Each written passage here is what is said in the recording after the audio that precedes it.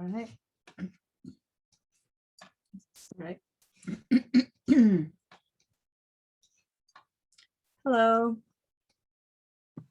Hello. Hi there. Nice to see you all.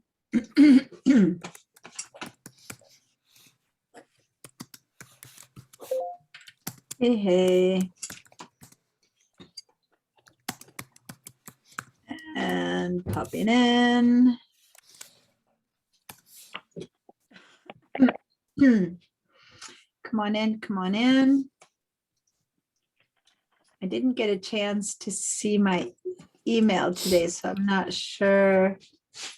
I think I had asked Catherine, and I believe I asked someone else if I could show their work.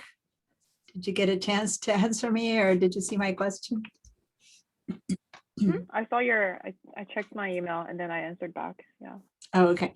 I've Yeah. been teaching all morning and I didn't get a chance to check. So, by the way, I remember Anne on the other class, you said something about the chalk painting and I didn't get a chance to speak to that.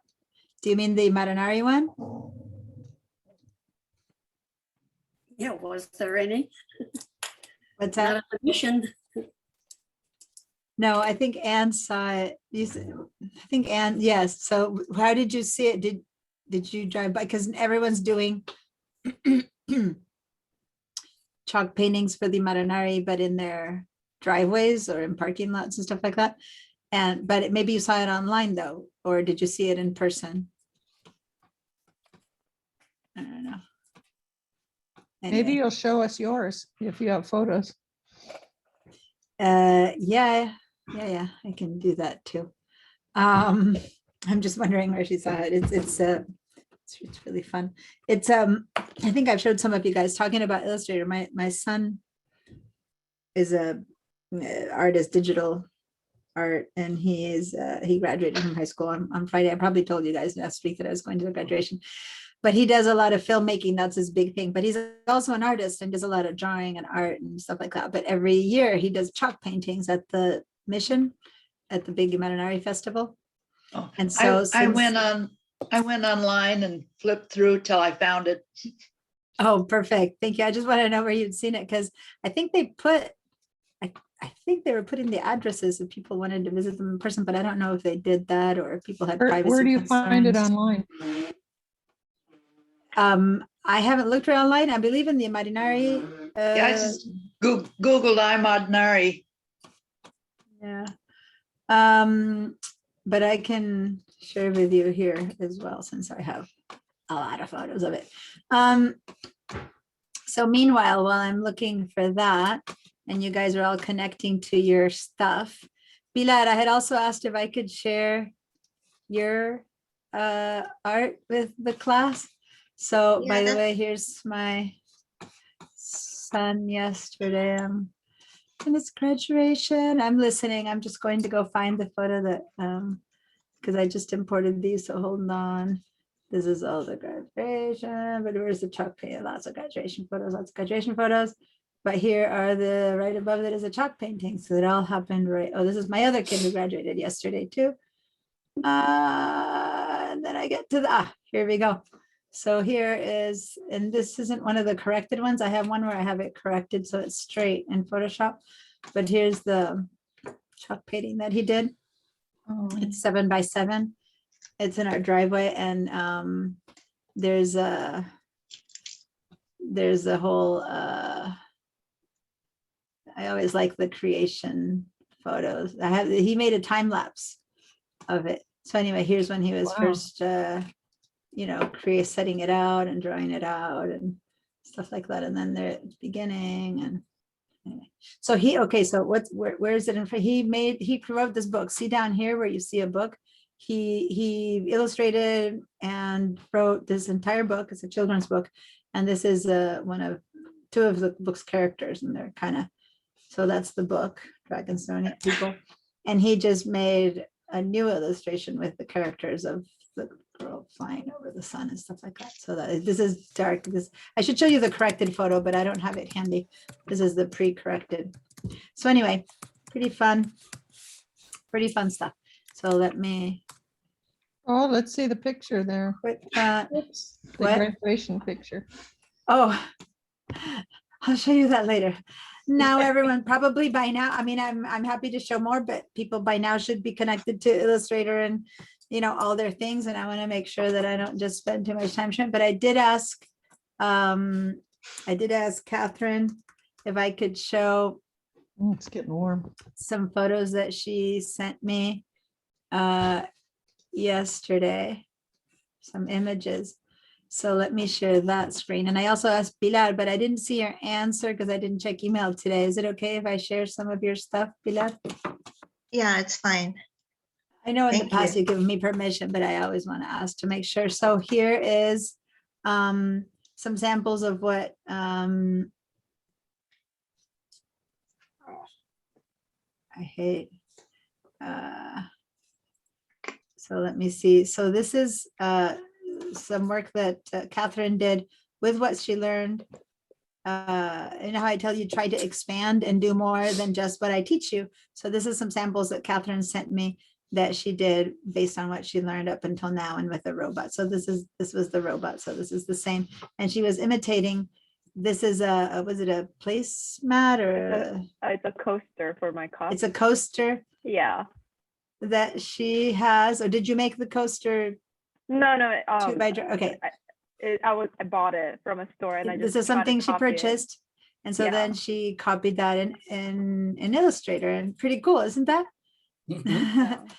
And then, well done. And then let me look for Pilar, who always sends me really cool stuff.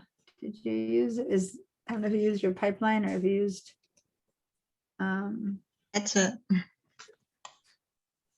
I just don't. No, you probably sent it to me through pipeline. Oh, right here is a there. Notorious RGB. So this is what she did. This is like a little pin or something she has of the Notorious RGB. And then this is her Illustrator rendition of the Notorious RGB. Awesome job, both of you guys. And then I have all this other stuff that Pilar always sends me, but this is what she sent me today. Is that cute? Isn't that adorable? And yeah, all of the stuff that we've learned up until now. Okay, let me see. The other week you had sent me, no. I wanted to show the turtle. I Here. think I sent that. Yeah, Oh, there it's you here. found it. Okay. So she put the robot on a skateboard and then she made a little turtle on a skateboard. Okay, so I'm just showing this as inspiration, not because, ooh, look how good Catherine and Pilar are. Rather, they're just grabbing the same tools that you've all learned and saying, what can I do with them, and making different shapes. And yes, Pilar has probably a bit more experience. She's taken this class before and she's been doing this for a while. So maybe her technique's a little bit more advanced, but that's, you know, that's fine. That's what you'll get to. I mean, look at this beautiful little chin strap and smile. It's so cool. And then Catherine with her cat, which was basic shapes, right? It was just tubes and triangles and things. So anyway, this one is actually probably a bit more advanced. I haven't yet show you how to create this free phone shape that she did the skateboard with. But yeah, and if I keep going down, I'm sure that I have many other things that you've been sending me, you've sent me in the past. So I don't know. Right now, this one isn't it. So anyway, all right. So I wanted to show you those just as a inspirational as what you can do. You don't need to stay within the little confines of the shapes that I show you. Just use your tools to make other stuff. Okay. And if you've all sent me something before that you'd like me to showcase, please ask me. And then the other thing is, if you ran into trouble making the cat or the skateboard or the Notorious RGB, then by trying to stretch to do something different, that's when you'll find the limits, right? And I think Pilar, you said you had a question about something about her hair or something like that.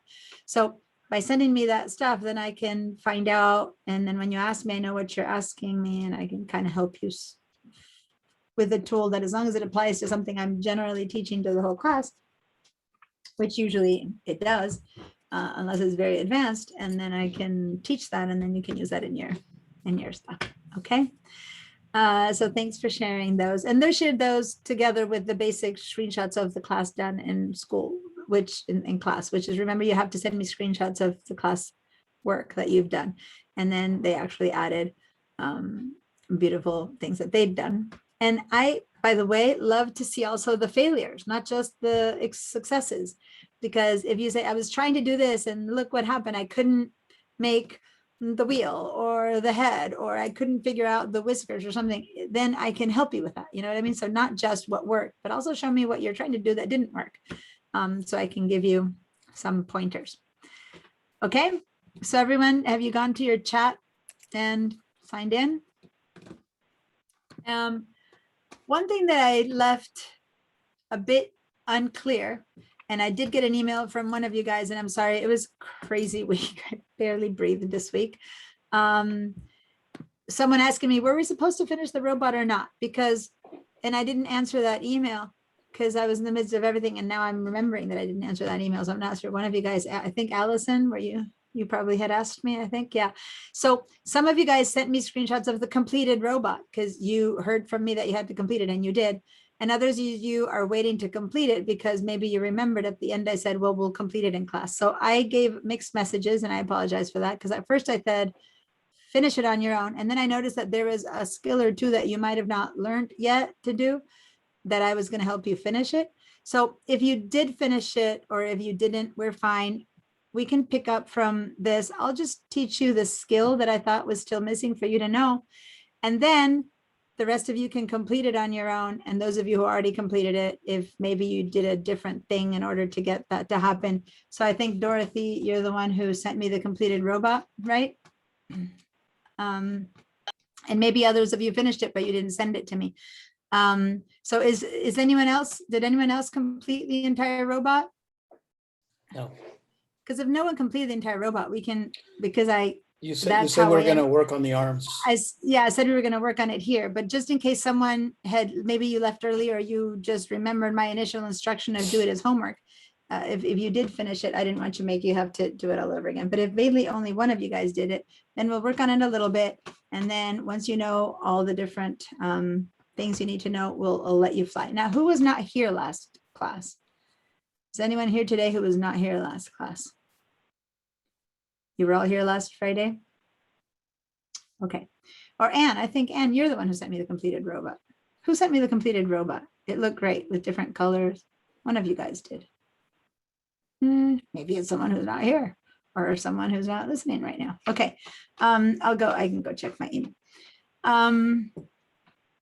So for those of you who, I was gonna say were not here, I put in the class files the one that I was working on, so you can continue from where I was at. But if you were here and you do have yours wherever you left it, go ahead and open yours. You know what I mean? You don't need to open mine. This was just there because when I continue a project, people who weren't here or who did it only with the video might need to continue from the same spot. So I called it Continue Drawing Shapes Robot. So if you open this one, you're opening my version where we left off. If you have your own, then open your own. But there's another file that I put in here, again, thinking that there was someone today who might have not come last Friday, which parallel to the robot file, we had another file that we had made where I called it Making the Robot Shapes, where we went and practiced things, right? So I put it here as well. So let's open, so you probably had your own version of that, which is where we practiced the skill and then we applied it to the robot. So let's open those two files. So if you want to, from wherever you had them, from your own My Drive, but this is in the shared drives. I'm going to open those because those are the ones that I had put in here for people who needed to catch up, or who maybe didn't have all the material complete from not having done all this work from the Illustrator. So now I have the Making Robots Shapes, which is where we were learning the skills. Command now minus. And so this is the one that had a couple of pages of things. And then here I had taught you how to do the compound shape, right? Where instead of just like the sample, which is just a box over a belly, instead of doing that, I taught you how to do this so that this is actually a hole. And if you put it over stuff, you see through it. Okay. So what this is called is a compound shape. Because you have, one shape kind of knocking out a portion of the other shape. So I want to teach you some more skills around compound shapes and groupings and how to work with that. But you know what? By the time it gets to be Friday, my last class, I find that standing at my computer for all these hours gets a little bit tedious. I'm going to pull in my chair. So give me 1 second there. Oh, there we go. I have this tall chair that I pull up because it's a standing desk and it's not very comfortable, but at least it gets me off my feet for a little bit. Okay. All right. So is everyone here? You all have your files opened up? Any questions about something that you tried to do or that wasn't clear, or the groups or the adding or takeaway sides to make a shape or anything at all? Before we move on? No. All right, cool. You guys are stars. All right, so let's start here with the making robot shapes. Just wanted to remind you that here we had 2 different ways in which we grouped this material. And the first one was over here where we have the 3 shapes that are individual and have their own, so to say, they're the 3 original circles, the circle, the rectangle, and the triangle. And then we joined them as one using, what tool did we use for this? Shape builder tool. The shape builder tool, okay. Oh, I know who it was. Faye who sent me the final. Okay, I'm remembering who sent me the final robot. Someone called Faye. Okay, so here we go. Here's the final, it becomes 1 shape, okay? Versus this one that is 3 shapes that can still be pulled apart. Or versus if I had actually grouped the shape. So here I have only in my sample, I don't know what you were left with, but I'm left with just the full shape, that's one thing, or the shape that's still individual parts and pieces. But there's a step in between that we did that was when we could have just selected all 3 of these and kept them grouped together so that they stayed together, but they were still 3 separate pieces instead of this one. And that's what we accomplished here. And again, I know that you guys have your things maybe a little bit different because this one was more free flowing, but this one here is a group. And a group was 2 separate shapes that we want them to act as one. So if I grab this and pull, it all moves together, even though they're not touching and connected, right? And we could have done it to this one here, where there's still 3 separate ones. Instead of joining them as one, I could have selected all 3 and grouped them, right? With the controller Command G. And then off we go. We have 3. And for all intents and purposes right now, it would have acted the same as this, right? But there is a difference, because this, by being a pure shape, if I were to apply a stroke or an outline to this, then that stroke or outline, and let me just apply a stroke or outline of a brilliantly obnoxious color, and I always give it fatter ones when I'm teaching so you see it better. That's the outline of the shape. Versus if I had applied an outline to this group, then it actually wouldn't outline the group, rather it would outline each individual shape. So see the difference there? Without an outline, hey, who knows if it's a shape or if it's 3 shapes put together. But when you add the stroke, then it becomes really clear, because the stroke follows those constituent shapes, the shapes that constitute the anyway, you know what I'm talking about. The stroke follows each object. So I just wanted to show you that. Also, ease of manipulation. This becomes something that I don't have to worry about. So if I'm never going to change that shape, this is a great thing to do. If I'm going to work on saying, well, maybe I wanted this base to be wider, or the circle to be smaller, or the rectangle to be thinner, then first you probably should still work on the individual shapes before you do that. But you still can work on things that are grouped with an individual level. So I'm going to undo these strokes that I just did here just to show you. So let me Command Z my way out of these strokes. So now we're back to whatever you guys had from the beginning. And I want you guys to go see if you can find this version that you have in your make robots thing, the one where you still have, when you touch each one of these, you have the 3 individual shapes, the one that the step before we turned it into this. Because I remember I made you guys copy it. Thing is, I don't know if you did, maybe some of you didn't copy it and you just joined the one that you had. So fact finding mission is who did find a version of this when they were still 3 separate shapes and who didn't. So give me a yes if you found it. The step before we use the shape building path. Because if you found it, if everyone has it, then we'll work from there. I'm seeing a yes, a no from Catherine, a no from Joyce. Okay, so enough knows that that we might need to just relatively quickly build a different compound shape. So if it were just one person, but since it's quite a few of you guys, so let's move over here and let's build a different compound shape then. Let's see if there's one that I can make that applies to our final robot for this example. So let me go Can't to the the, compound shape be released? yeah, so, but we don't, but that's why, we don't have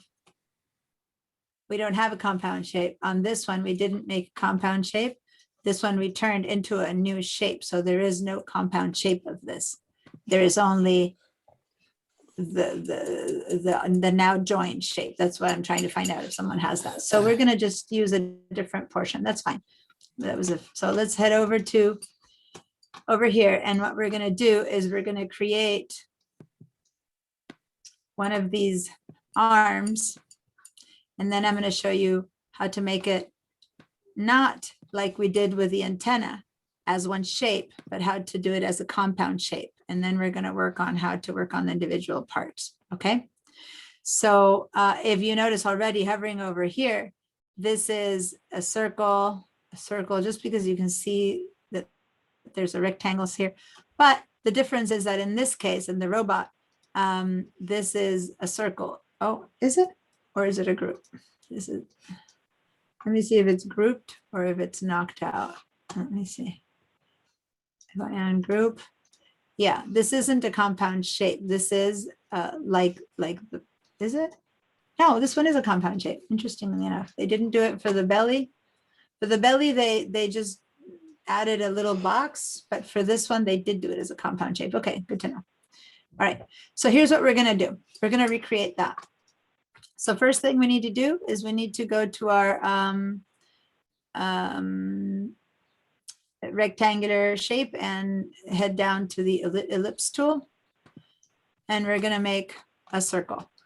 Now you can make this circle, remember, by clicking and dragging, and then to make sure you have a circle, you can, let me undo that while I let Faye come in, and hope that you guess that it's a circle, which, by the way, similar enough to circle, but it isn't. So remember that the other way to make sure that you have a compound, a perfect circle would be what? How do you make sure you have a perfect circle instead of guessing? Shift. Shift. Yeah, hold down the shift key when you're pulling out your circle. Okay. Now, remember, if you start from the corner and pull down, then it works when you're making one, but when you're trying to make another one just like it, like on top, it becomes a bit hard because who knows where to start pulling. So a safer way to get your second one to happen would be to pull it from its center. So if I put my mouse and hold down the Option key, I can pull it out from the center. But again, I could be pulling out an oval or a circle, right? So if I hold down the Option key to pull out from the center and the Shift key, now I pull out something from the center and a perfect circle, right? So it's 2 different keys that we clicking for 2 different reasons. And then don't forget that if I first let go of my mouse, it works. But if instead I first let go of my keys on the keyboard, then it all goes to pot because I end up having an oval, right? So I need to first let go of my mouse And then I get that perfect circle pulled from the center, and then I let go of my modifying keys. Does that make sense? All right, so here I just wanted to remind you how to make circles from the center. Now, I'm going to, now what we're gonna do is try to make those circles. So Faye, hi. I think that Faye, just to be clear, you sent me the perfectly completed robot, didn't you? Yes, am I not Yeah. proposed it yet? What? I thought it was an assignment from last week. I know, and it's confusing. It was and it wasn't. I first told people to complete an assignment, and then I wanted to teach them some more about compound shapes, so I told them we'd continue it here. So that's why we're gonna just work a little bit more on a couple of skills, but I know you already completed yours, but just basically what the files that we've opened are the same working files that we had before that we had been working on, and the robot. So since you completed yours, if you want to go back to one that isn't complete yet, if you go to the general files, in the Illustrator files, I put the one that I was working on because yours is nice and complete. She made it all colorful. It's really pretty. So you can just go open from this one to continue working on it as in incomplete, or you can work on your own again. I'm just trying to teach a bit more about compound shapes, okay? And then I'll let everyone complete the robot like you did as homework for next week for all the I'll rest be of it. glad to see your technique. Okay. All right, so back to Adobe Illustrator.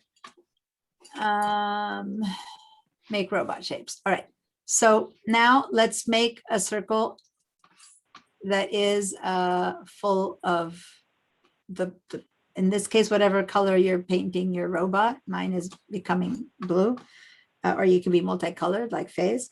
Hold down the option to pull it from the center. Hold down the circle to pull it into a perfect circle, and then click and drag and make your circle.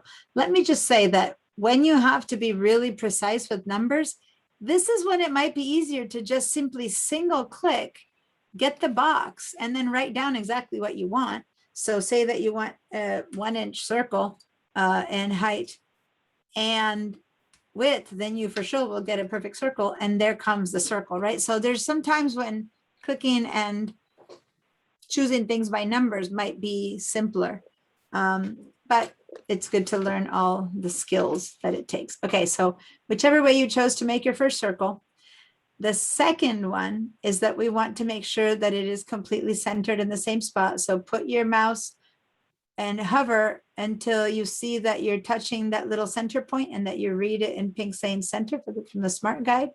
And then hold down your option and shift, and let's pull out a smaller one, about proportionally yay big, because really, I don't know what size circle you made, but this one, just for ease, our ease's purpose, let's give it a different color fills, because we don't need it to be a different color feel for the knockout, but just to make sure we know what's happening, let's give it a different color. So I'm going to give this one, I don't know, a What's yellow or the something. PC key for option? Oh, alt. Sorry. Okay, thank you.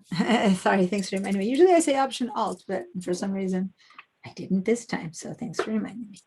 Option or alt for the PC, option for the Mac. And then you make your second circle. Now, if you're not completely sure if you really got it centered, maybe it was off by a little inch. Maybe you can't even tell. Maybe you think it's centered and it's not. Remember. And then again, as is review, select both and then go over here and give it a little center and center. And then if it doesn't shift, that means it was centered. If it shifts even a tad, good, because that helps you center it. Okay. Now, there, Can you show go me? ahead. Can I just ask a question? I'm having a little bit of trouble with that one. Sure. Um, Do you want to tell me or do you want to share? Go ahead and Uh, share. It's probably easier. okay. Here's. Can you see it? Yeah. Mhm. Okay, so over here I have the ellipse tool, and then I do Alt Shift, and then there's Oh, this. but yeah, because you have this one selected, so you would probably have to deselect it so that you can create a new one. Yeah. Oh, And okay. then make another one. Yeah. Thanks. See, until I see someone doing it, I don't Uh. remember I don't remember what I didn't say. And what I didn't say is that you probably need to make sure you haven't selected the first one. So there you go. Thanks for Okay. pointing out. And then you can go to the fill and change the fill just to actually see it for no other reason, because truly the tool doesn't need for it to be in a different color, but just so that we're aware that we have a second one. Okay. So there you go. So, by the way, it's interesting because I don't know if someone told you about this class, but I've had quite a few Illustrator or digital design technique students who come from your same office. I don't know, or did they tell you about the class, or did you just know or fall into the class? Yes, other people at my office do them. Yeah, no, it's so cool because every now and then I'll see someone from the Metropolitan Transit District. What's Yeah, the that's name? right. Yeah, Yeah. yeah, MTD. Yeah. And they do all the marketing and all that stuff that you see. They do Yeah. some really good stuff. They've slowly circled through my classes, and it's really cool now. And then I see, so I say, good, another one of you guys. Yeah. No, And I it's just awesome. wait. They said that you were a good professor, so I'm enjoying it. Thank you, thank you. Say hi to them. I All will. right. So, all right. So here we have our little compound circle. I want us to remember that the robot needs a big one here and a small one here, and then we're going to use more. Oh, thank you. Thank you for keeping me honest. Share my screen. Here we go. So the robot's going to need quite a few of these circles. In fact, let me go back to the robots, and I believe I'm going to need a bigger one, a smaller one, another small one here, and I believe even the eyes need it. But notice that the eyes are it's a different relationship than this one. Okay, so when you click on this, it's a different kind of situation. If I undo this, this is where instead of doing a compound, they've just grouped these two, I believe. And this is where we had found that they weren't compound last time when I observed this. And this one, I think, now that I put it out here, it looks like there's nothing there. And this is just one circle above the other.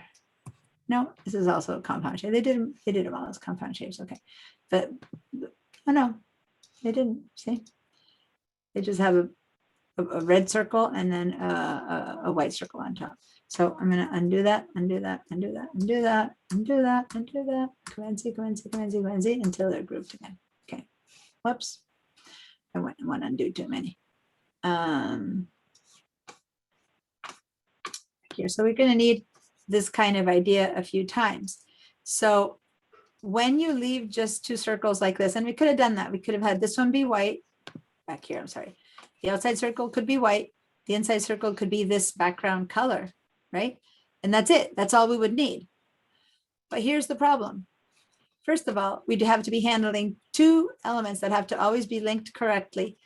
And secondly, we'd always have to be using that same background for this image. And what if I want to pick up this little robot and use it in another image later where I have yellow in the background or blue in the background? I would have to change my entire design, right?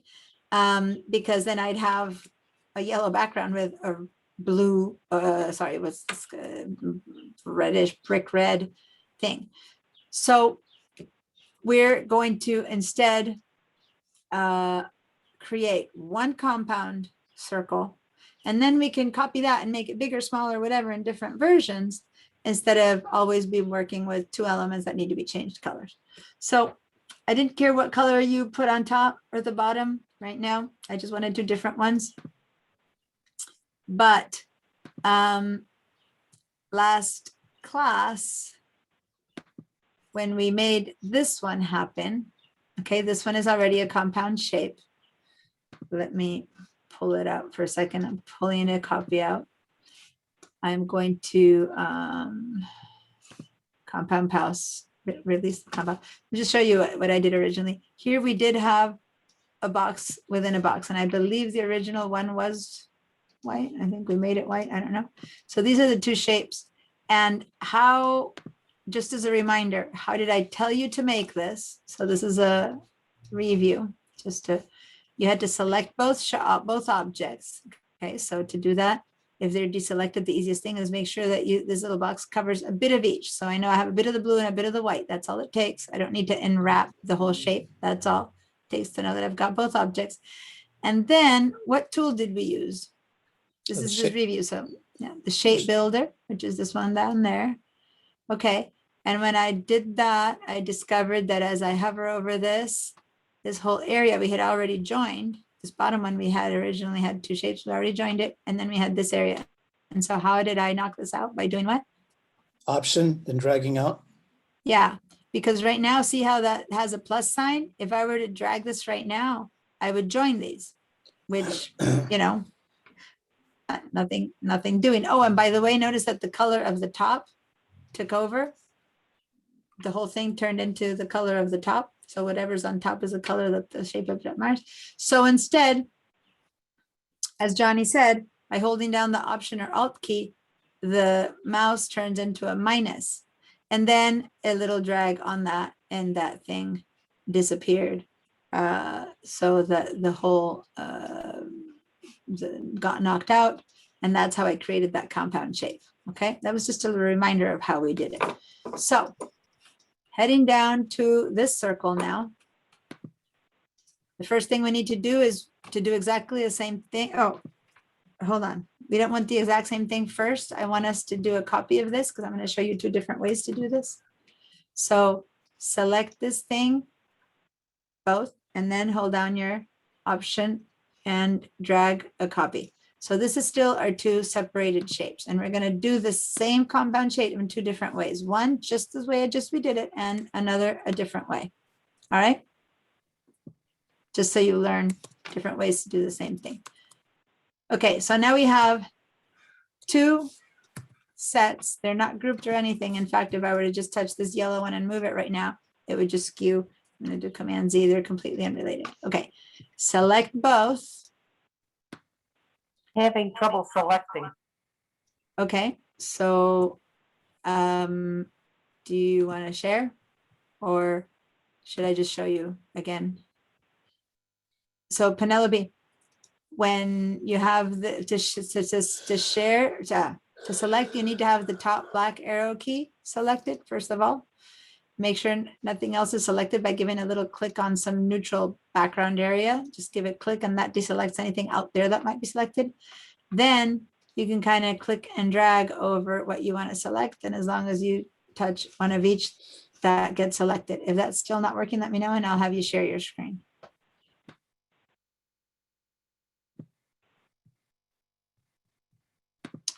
Penelope, speak to me. Hello, is it working now? No, it's not working. Okay, so I'm I've only stopped my selecting smaller. share. All right, can you share your screen? Where is it? Here. I told my Photoshop students I bought one of those ring lights to see if you can begin to see me. Because okay, I see what's happening. Okay, hold on. That is why I'm seeing things is that she's in this mode that I will teach you about that I haven't really taught you much about yet, which is she's in isolation mode. So you won't be able to select more stuff in this mode. Okay, so hit your escape key. Okay. Good. Now you're in regular mode.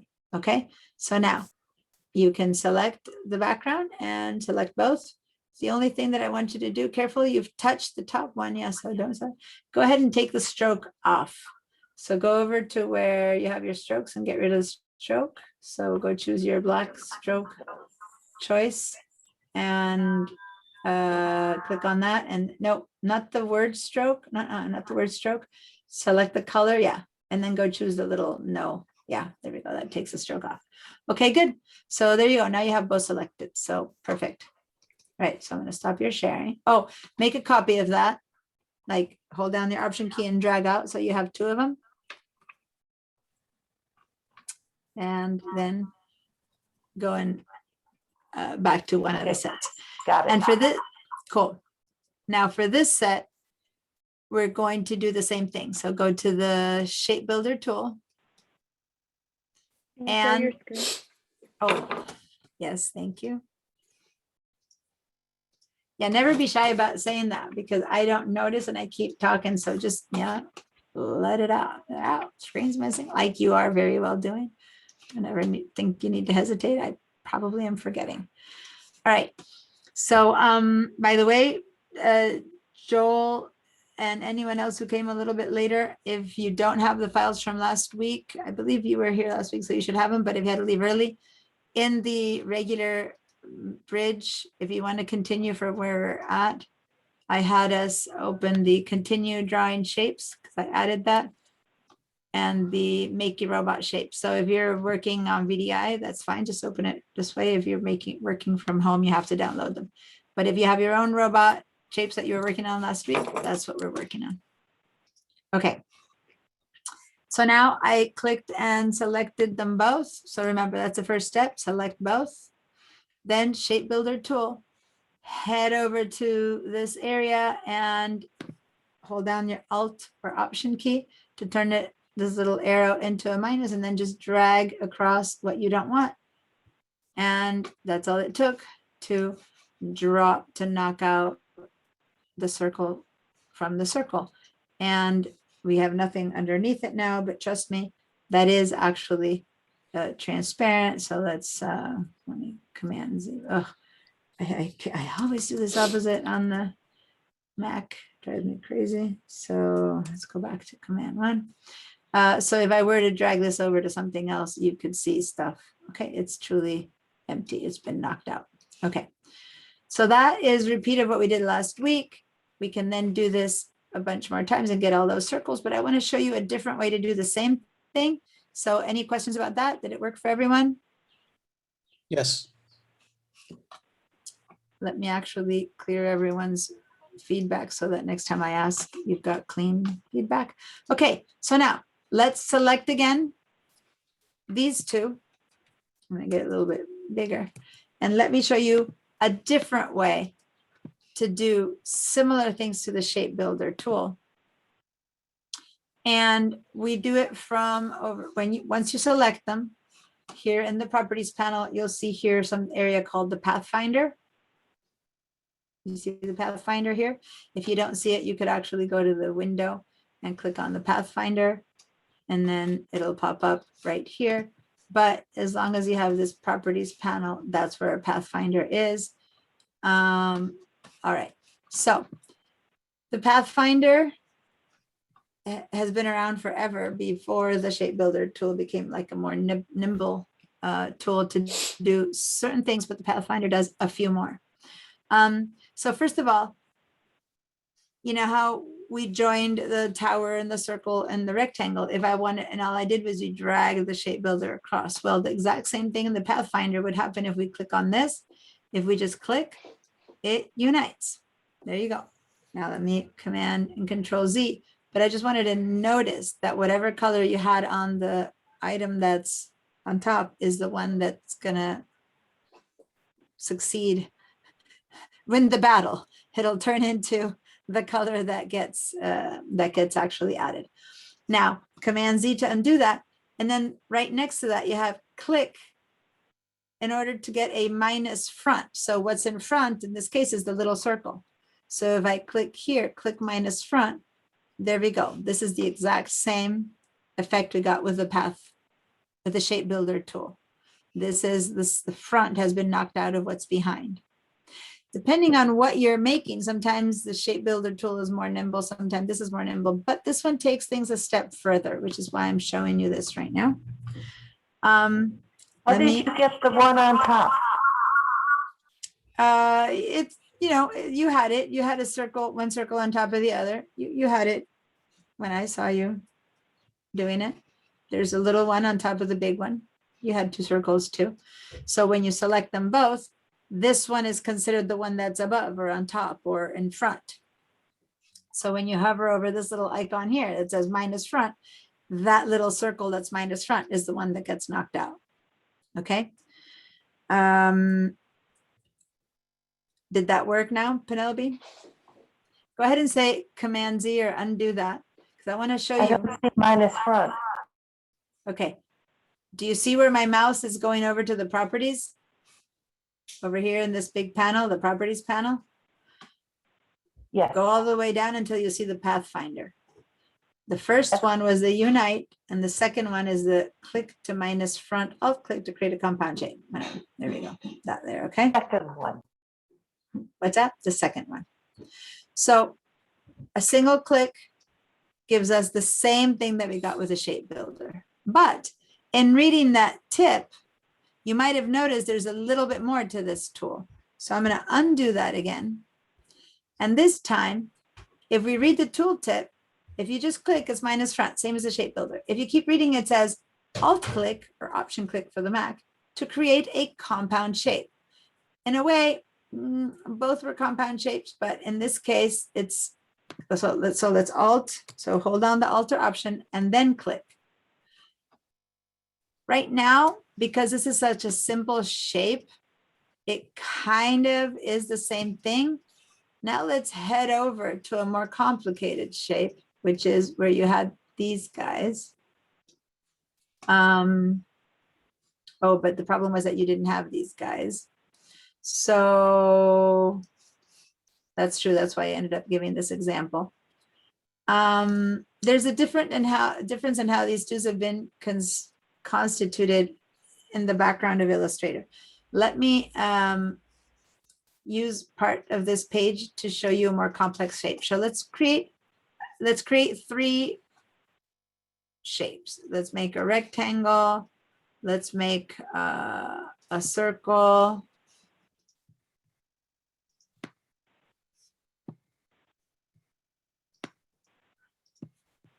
Let's make a circle that's a different color. Just so that we can see. And then let's make, I'm going to get to the place where you guys can get more complex elements, but let's go to the star tool and make a little star that hovers over all of them and give it a different color.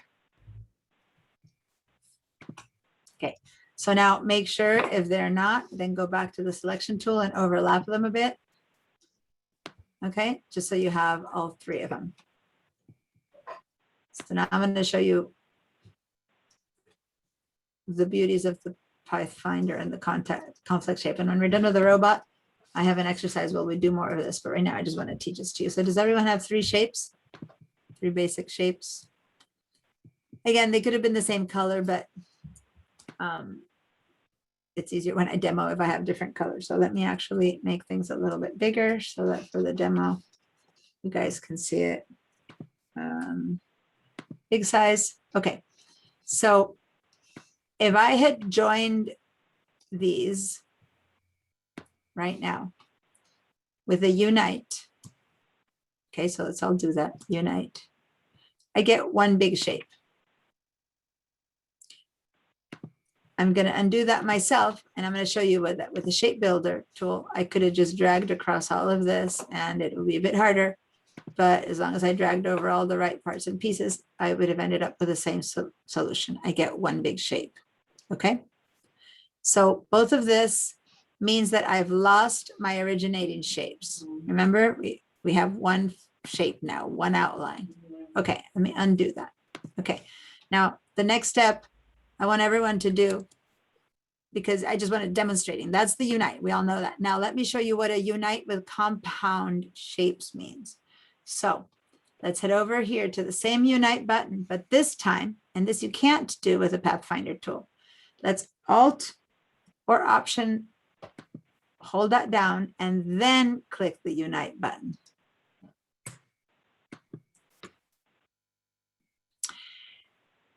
Offhand, it would seem that all that happened is that everything changed color, but go ahead and click somewhere out of here and notice that when it's not selected, it really still looks like one shape. It looks like the same thing happened, like you've united them, right?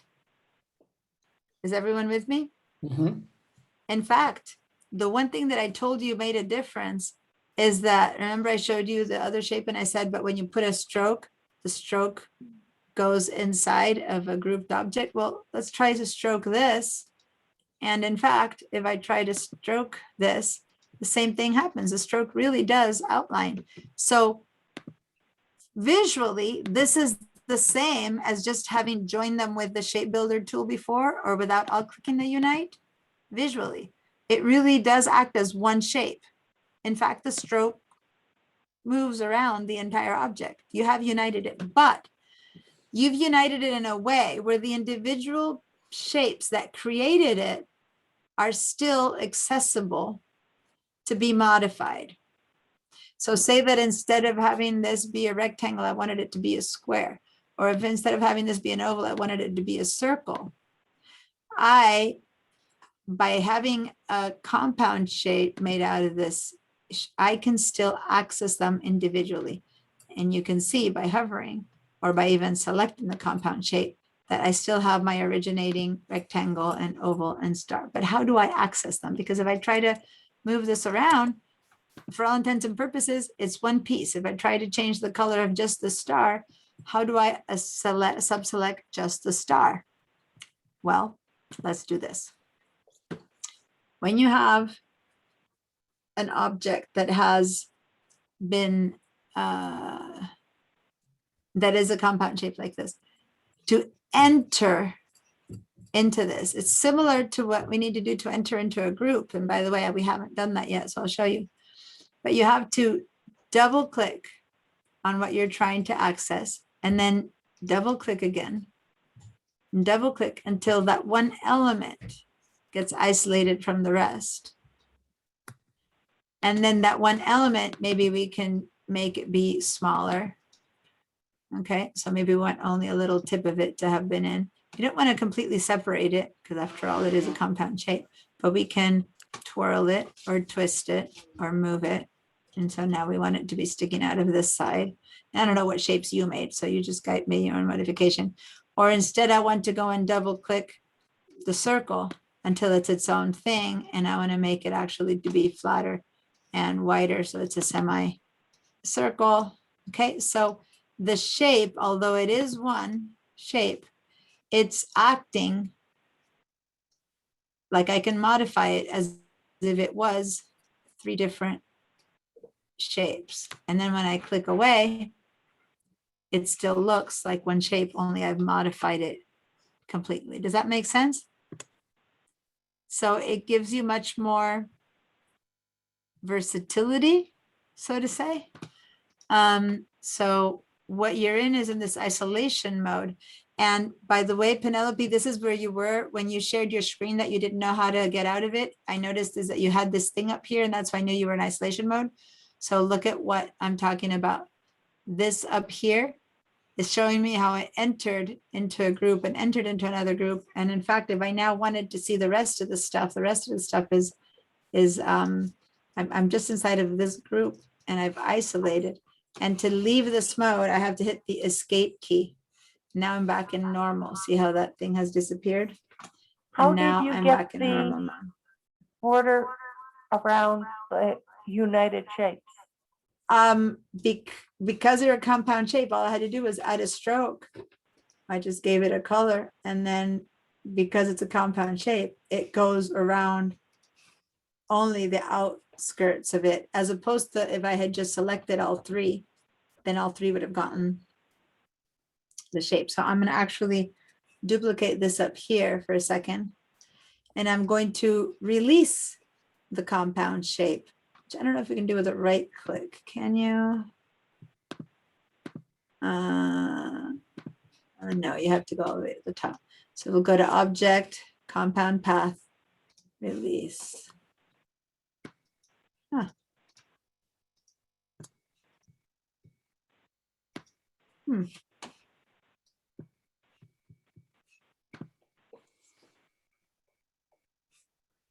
It is grayed out. So I don't know, it's not letting me release.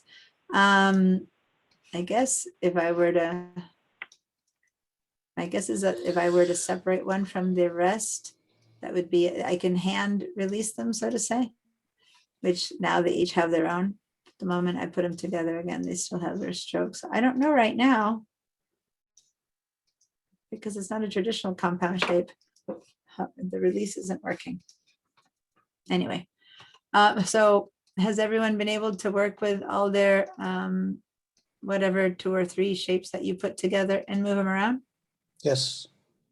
So the one thing is that, say that I tried to give this one a different color, it won't work because they aren't individual. Okay, so now I'm going to go again, select just a star and try to give it its own color. And the whole thing turns into color because it truly is one shape. Just that I'm still seeing their constituent elements, let's say, but it really is one shape.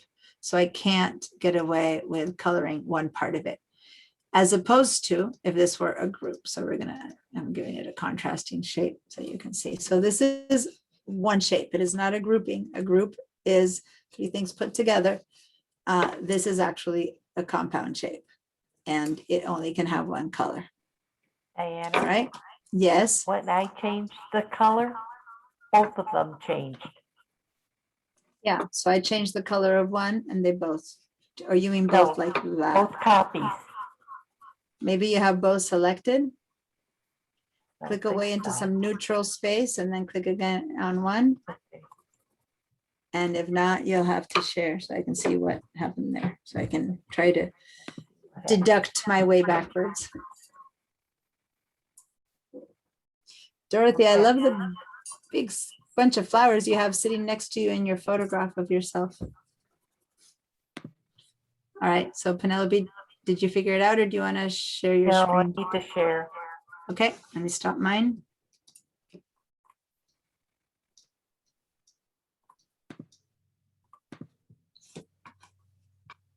Okay, so click away for a second. Okay, you're still in isolation mode.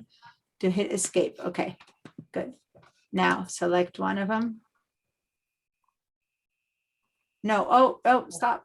You selected so much that you selected the other one. Just click on one. No, wait, stop. Please stop. Let go of your mouse, click away. This is one shape now. So a single click on it selects it. You don't need to drag all around. Single click. Aha, that's what I needed to know. It's like you have 2 shapes in one group. See what I mean? Because when you single click on one, click away again and try it again. Click away and click on just a single click. Yeah, you're selecting both at the same time. Now, I don't know if you did it as a compound or as a regroup, because it should allow you to ungroup, and I'm not seeing the option to ungroup.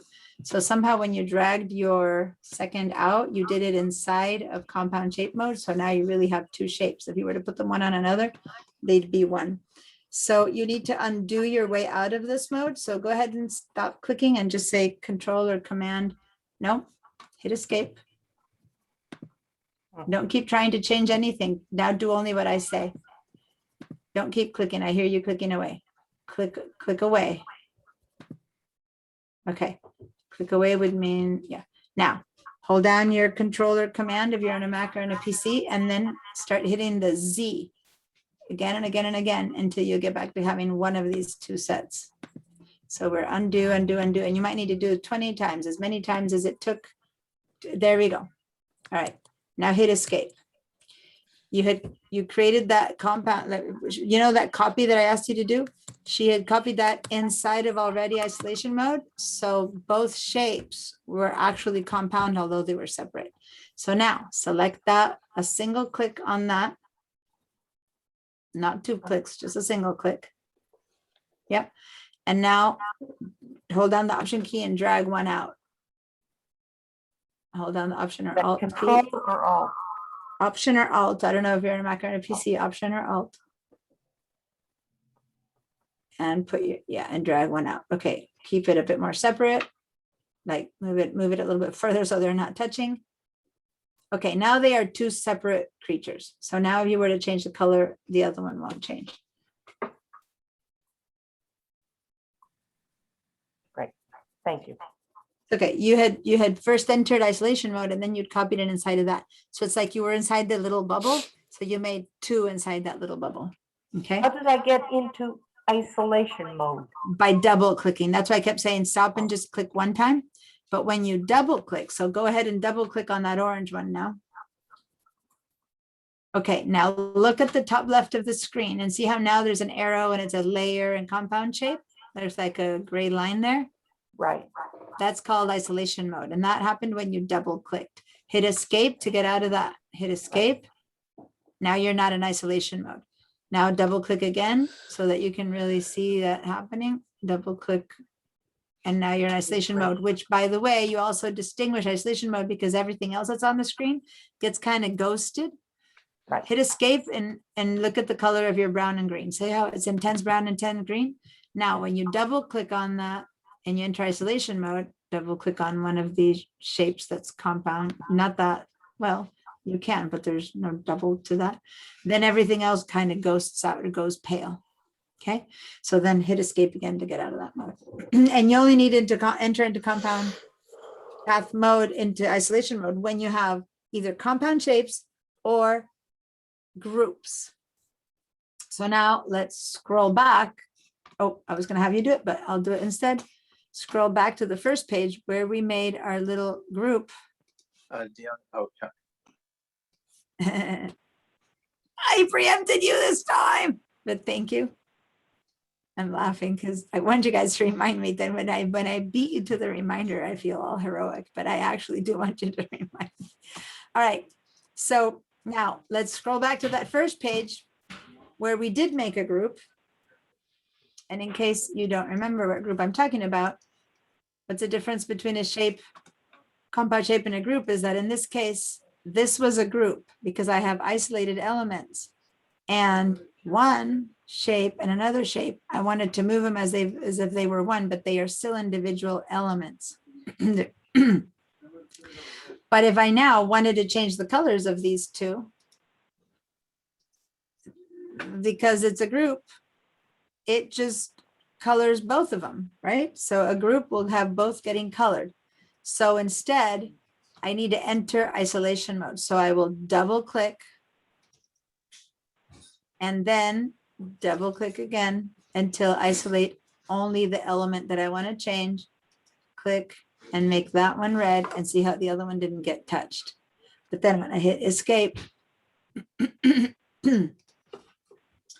they are now two separate colors. And this is because this is not a compound shape. This is just a group of objects grouped together. So you can give them individual colors versus a compound shape is one shape that I happen to be able to still separate its components that made it. Does that make sense a little bit? The distinctions there? And in the end, you end up using them for different purposes. A group is a typical thing to do when you have, say you have a flower and you've created one petal, you repeat it 10 times. Now you have 10 petals and you make a center. Now you have a flower where every time you want to move that flower, you don't want to move 10 petals and a center. So you'll group the 10 petals in the center and now you have a flower. But it's not one joined shape because each petal needs a different color. The center needs a different color, but it is one joined shape. So you'll move it around as one flower. So in the case you've grouped a bunch of elements together to make that one flower. Versus the compound shape, you truly want the different shapes to make one new shape, and you act and work on them as if they were one element and they can only have one color or one fill or one pattern or whatever. Does that make sense? A distinction, but both of them are groups of objects in a way, but for different end purposes. Okay. All right. So as we come upon other things that we're going to be drawing, we're going to have to choosing between making a compound shape or making a group, and we'll run through those. But for now, that we kind of, you can practice with other shapes that you know, while I'm working with people who are having questions, you can go ahead and try and put other things together to ask, to have samples or ask me. Meanwhile, now what we're going to do is we're going to actually make, with this one circle with compound shape, we're actually going to complete the robot, but we can complete it in the robot page. So go ahead and give it a Command or Control C or edit, copy this one circle, and let's head over to our robots. And now the reason I don't know right now if so let's not use this one because this one is actually the shape. Let's go down to where we have the template. Okay. I don't know if the proportion that I made of interior circle to exterior circle is representative of this drawing. I have a feeling that my circle was a little bit smaller in comparison and that I have a fatter circle. You know what I mean? So let's see, I'm going to controller command paste. And I'm going to, remember, I want to reduce its size proportionally. So I'm going to hold the corner and hold what else? The shift key. Okay, and corner and shift key to make it smaller. And then I'm going to put it over here and try to match it. So I'm going to hold the corner again and drag it out until it's a bit bigger. So remember to always hold the shift key to make it proportional. And I have a feeling that that it probably, the inner circle might need to be a little bit bigger or a little bit smaller. And this is why knowing that it's a compound shape helps, because I can individually have the outside circle be the right size and the inner circle, I can now make it bigger or smaller. How would I do that? By double clicking, entering isolation mode. Then I can select the circle. Now it's empty, right? It has no fill, but I can select that inner circle. And now with my shift key held on and my option key held down so that it originates from the middle, I can make that circle much smaller or much bigger to give it a thin or a thin edge. Got it? So now I'm not stuck with that proportion that I had before. But the important thing is to always do it with the shift key held down. And in this case, I'm also holding down the option key because that's how I can make it originate from center. Does that make sense, you guys? So now make the outside circle be as big as the template shows, and then you can manipulate the middle one until it kind of is the right size for this drawing. And whoops, I think I messed up there. I moved something. Okay, so look, I moved something and I didn't move it right. So see how it's off center? Because I just dragged something by mistake. So the moment I know that, is I just do Command Z until it's back in center again. I did that last set without having hit escape to get out of that mode. And then I move it up and I can just move it around until now. I'm trying Can to you put it show in this. how you get into that mode again? Yeah, I'll show you that. But let me just show you one thing though, before I show that again. I'm trying to snap it to the right place. I'm trying to get it to the right place, and either it goes a bit too high or a bit too low. So if any of you guys experience that you're trying to put it right there and see how it goes over or under, but it doesn't go where I want it to go. I don't know. It's because my shapes are snapping to a grid, and the grid is not allowing me to put it exactly where I want it. So if you're having the snap to grid problem at all, let's go to view, and it's not snapping to grid. Snap to point or snap. Let me see. Why is it not going? I don't know. I would have thought that it was snapping.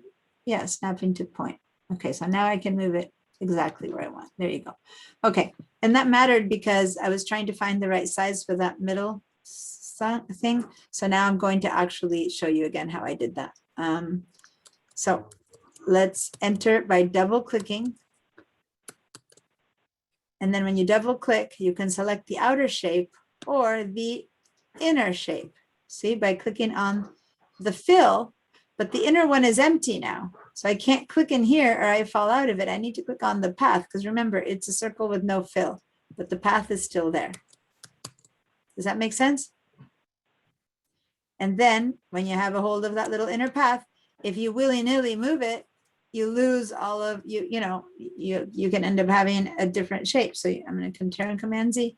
So you still need to be constrained with a shift in order to make it be a circle, but then it could still be a circle that moves over there, or the option and the shift to have it grow and become bigger and smaller from that center point, just like when we made it. Does that make sense, you guys? That working for everyone? I know that this is complicated and some of you guys do not have it. So don't just say, okay, I'll learn it later. No. Ask me now. Don't Okay, got it. and I will help you. All right, so let me close mine. Put it in the right spot where I want it. Oh, Can I escape. share? Yeah, but first let me finish. I want to put mine in the right spot. And then you can share. Okay, so now that's in the right spot where I wanted it. I'm going to, before I let you share and before I keep saving on this place, I want to save as because I am working on the one that I gave you guys as a group. So give me a sec there, and everyone else who was working on the version I gave you today, you need to save it as, again, if you're working on the one you picked up from last week, then stay with it and just save. But here I need to save a new one. And I'm going to forget because I'm the only one. And then I'll end up overwriting last week's work. And so let me do this really quickly because I don't want to overwrite it. Okay. And all right, so yeah, can you share your screen then? And everyone else who has questions for whom this little circle thing isn't working, please, let's talk. And if you need to practice it, let's practice it on the other document too. So here you don't have a compound shape, you just have a circle. Can we go back to where you were practicing your circles? Go back to the file where you had your compound shape circle. Okay. All right. So this is a compound shape. That circle there is a compound shape. Okay. So copy that. And then go to the robot and paste this one because the one that you have there is not a compound shape. Just delete that one. Yeah. And then paste. Oh, I guess you didn't have a compound shape. So delete that and let's go back to that shape. Maybe you hadn't made it compound. Let's go back to the, yeah. So don't select that then. You need to first make it into compound shape. Maybe you made the other one. I don't know. So select both circles. So click away, deselect what you have. Yeah, and now drag across the green and the white circle. Yeah, don't touch the brown thing. Yeah, that's enough. Yep. And now go and over to the right where it says, oh, you don't have your transform. Where do you have your, go up to the window and get your Pathfinder. Go to view window, the very top, and bring up the Pathfinder tools. I don't know where they're missing. Window, not there. Window, not view. Right to the right of, yeah, right there. And pull up your Pathfinder tools, just the very bottom right there. Yep. Okay, oh, you have it kind of, see at the bottom left, it's kind of hiding. Go grab it, look at the bottom left, no, but left, under the brown circle. Keep going down, down, down, down, down, keep going down. There it says Pathfinder. It's like a window that's popping up very low. Maybe you have zoom tools or something, but under the, don't move your mouse, way to the right, move to the brown circle on the drawing that you made. Yeah, now right there. So drag it from the bar that's right above it, drag a little bit, no, go to the word Pathfinder and move it just a tad up to the bar right above the word Pathfinder. Now you've only brought the Pathfinder up. I wanted you to get the bar. Yeah, go book a tad up, a tad higher to that gray bar above the word Pathfinder. Yeah, no, put that back. Okay. Drag that back down a little bit. Yeah, okay. Now you have two boxes. Let me, hold on. This is not this. Let me request remote control so I can fix this little thing that happened there. Say okay to that. Okay, so I just want to snap your Pathfinder back into it. Okay, so this thing that kind of got lost in here, any box that you have, when you need to handle boxes, this top bar right there is where you move a box from. Okay, so you had it hiding over there. And when you keep grabbing this, what you're doing is you're separating your tabs into different boxes. And I didn't want that. I wanted you to go a tad higher, right? That just there. And that's where you grab to move your box. Okay, so now you grab it and move it. Grab from that bar that's right above the word. So I'm going to let you move your mouse to do that. Right above the word. Yeah, there you go. And then drag it up. Cool. Just so that you know, boxes always need to be handled from that side. Okay. Now, go back to the circle that now isn't selected anymore. Select that one. Those two. Yeah. Perfect. All right. And now go and click on, hold down your Alt and Option key.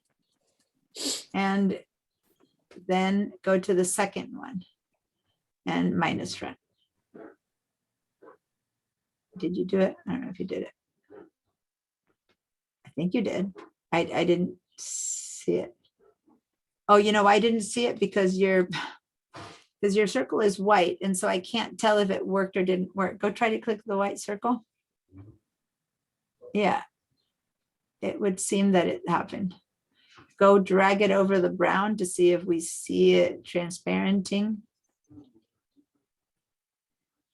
Yes, it's transparenting. Okay, so now copy this and paste it into the other file.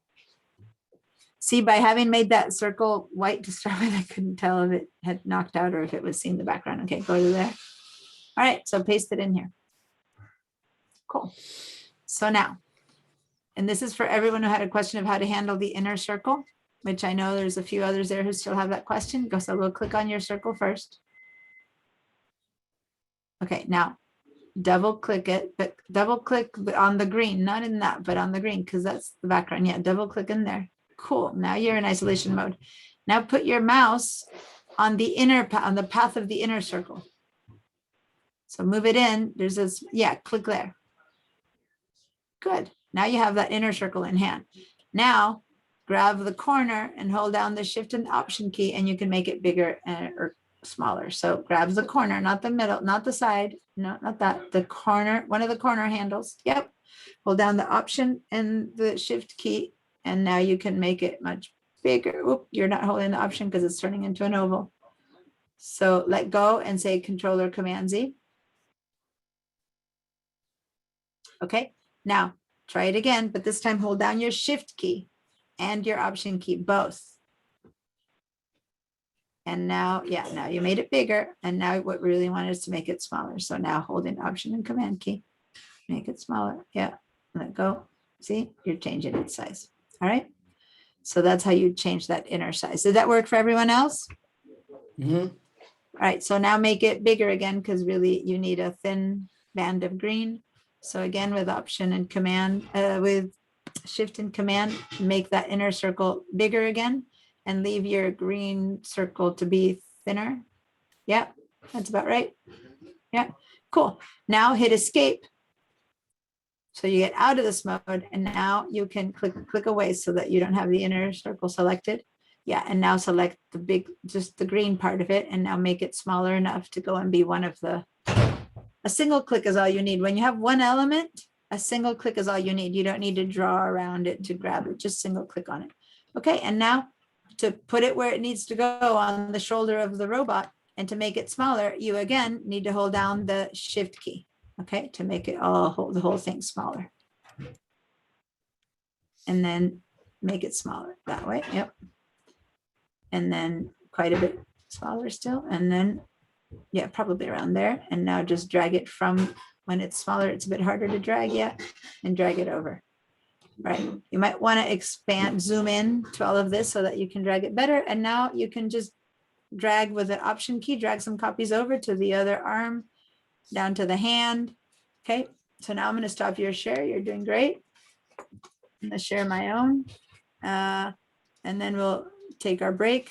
And this is where we'll leave this because I just wanted to show you the whole command, the control and group thing. And then you guys get to finish the robot on your own. Maybe some of you have been finishing it and you've done your homework. Oh, actually, there was one more thing. This shape I wanted to show you. So anyway, so now I can just hold this, do a command shift. And by the way, I'm holding shift so that this shoulder appears at the exact same height as that one. I'm dragging it over there. And then I can do another one over here and then hold the shift and make it be the hand, you know, so basically I'll let you guys complete this. But one thing we do need to do is make a group here.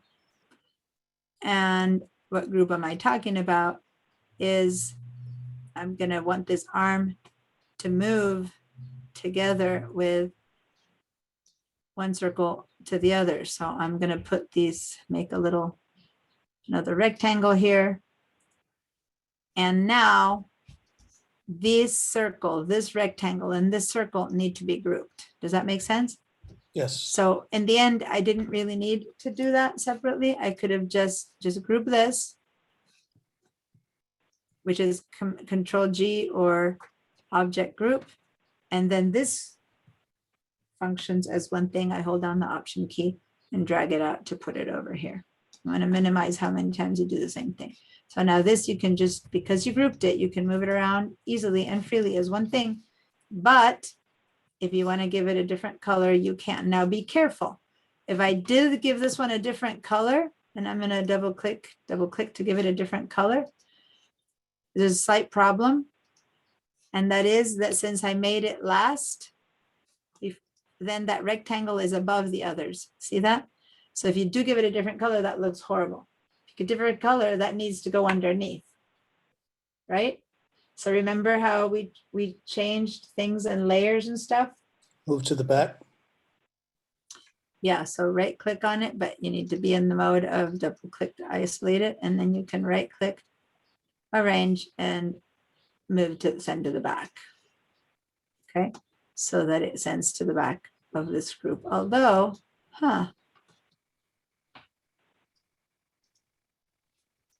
see if inside the group, oh, scared.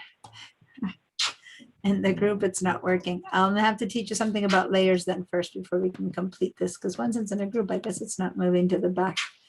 That's interesting. So yeah, it's not moving to the back inside the group, which is interesting. So I might first need to ungroup it. Ungroup it, and then I'll teach you some layer work. Ungroup it, select it, move it to the back. Arrange, send to back. Okay, and then group it again. So I need to teach you something else before you can do that work. Okay, so then that's the group. I didn't necessarily want it a different color, but if you do, then you need to have the little edges not show. Okay, that said, I kind of prefer it to be blue. So I'm going to double click again and give it that same blue, which I believe was this one. Or was it this one? Remember, I think it's the same one. Yeah. Nope, that's a different blue. So you can see it's like a teal. I think it's this one. Okay. All right. Yeah, that is the same blue. Okay, so how's it going, guys? Let's take our first break. I'm going to let you finish the rest. No, I said I wanted to teach you one last thing. Let me teach you one last thing so that I can let you finish the rest, which is this little thing here. You can grab a rectangle and make it smaller. Remember how I made that little shape that's there? But that here, you can grab a little rectangle like that, right? And there. Let me zoom in a bit. And since it's a rectangle, you can grab the little edges. Oops. Grab those widgets that someone gave me. Someone gave me the name for that widget again the other day, and thank you for that because I always forget the name for it. I think Bonnie gave me the name for this thing. And pull them in. Oh, that's my alarm saying I need to give you a break time. It's such a small shape that it's hard to choose just that thing. I don't like these guys. It just wants to turn. Okay, I'm going to make this much bigger. See if that helps. No. Lower left widget. Just make it bigger. Trying to grab that thing. Why is it not? You know what I'm trying to do? I'm just trying to Yes. grab this thing, which I don't like these widgets, but okay. I don't know why it's not working. I remember once when I was trying to teach this, it wouldn't work. So there's plan B. There's this is the plan B I was trying to teach you anyway. So you can do that with the widgets that are not working for me, or you can go to line segment tool, draw a line. This is the whole point of what I'm trying to show you, a plan B for this. Draw just a line. And then it's stroked with that color. And then you make the stroke be fat stroke. Right? And then you go, yeah, but where are those tips? So remember the first day that I showed you how to make different end caps on your strokes, Mhm. click on the word stroke and give it a little rounded end cap. And then you can make the stroke itself a little bit shorter, or a little bit bigger to match. So I was just trying to show you a plan B that I like better, because as you can see, I hate those little thingies on the rectangles because it wasn't working for me. So that would be how I would choose to make this shape. It's a stroke with a rounded end cap. Okay, so if this got confusing, I'm going to do it one more time and then we'll take our break. So I'm going to do it. I'm going to move this one up. And I didn't practice this with you guys in the other page, but basically grab your line, which is at the end of rectangle, ellipse, it's a line segment tool. Make a line. I'm going to make it in any direction now. And since the last one, the last one I made already came out like that, all I chose is as many points as I need it to be fat. And then the end cap of the stroke, you can have it be a projecting cap, an end cap, or a round cap. And I chose round cap. And how I got those is from clicking on the word stroke that's underlined. So I changed the type of cap that my stroke had. And that gives me that perfect little, and then I can make it bigger or thinner. Because when you get to something this tiny, those little wedgy thingies that turn in the insides of your rectangle stop working. Okay, so that's it. The rest of the shapes you know how to make. So unless you have a question about how to get this line to work, then I'm going to let you guys complete the rest of the robot as homework and send me your screenshot. So any question about this, like with the stroke with the rounded caps? Oh, Nope. All right. Cool.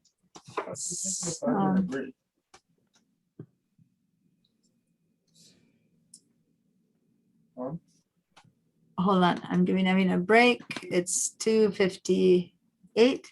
So 15 minutes, let's say that would be 3:15, 3:13, 3:14. So I'm going to say break until 3:14 p.m. I put there in the chat. And all right, so make sure to save your files. We're going to work on it on different files when we come back. So save your files, and I'm going to mute everyone so that you can make all the noise you want. See you guys in 15 minutes.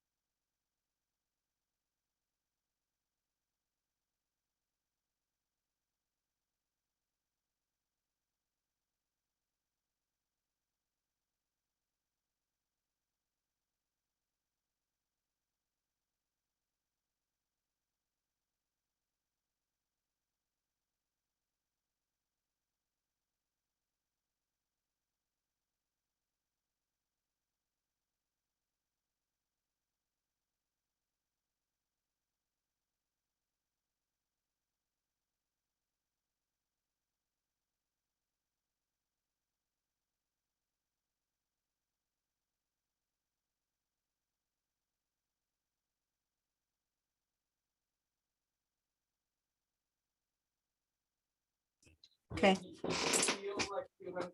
I know. So you guys, hi, can you hear me, everyone here in the class for a second? Okay, give me one quick second. My youngest son got his second shot yesterday and he's running a fever. And he just told me right now that I just touched him and he's burning. And it was like right when it's time to come back from a break. So let me go tell his dad and I'll be right back. Give me a No second. problem.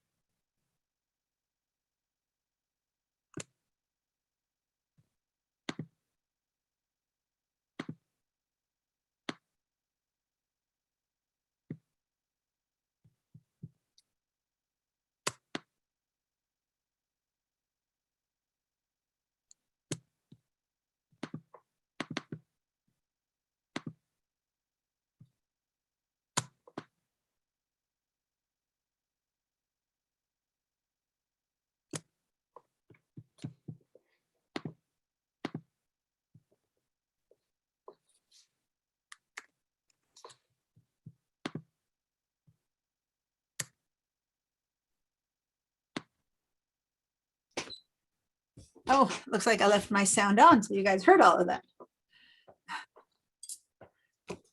Hello, Yes. are you there?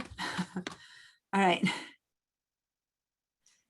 So yeah, I just walked by him and it's radiating. It's funny because the whole rest of the family had nothing but a mild little, yeah, not too happy. But the younger you get, the more it affects you supposedly. And he got his second shot yesterday and yeah, he's boiling up. So he needs some dad. The SD card. He needs some dad help. All right, so oh, you're blurred out. I had a question.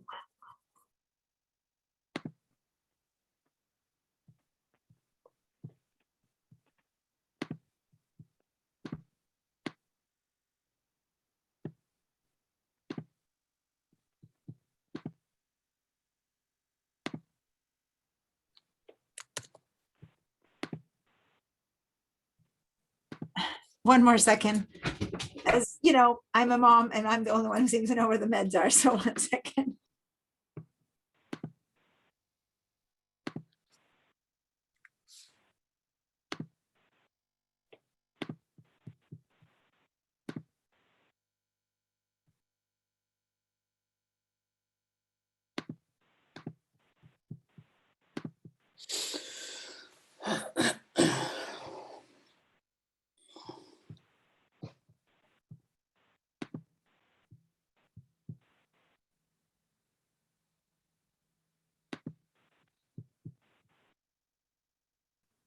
Okay.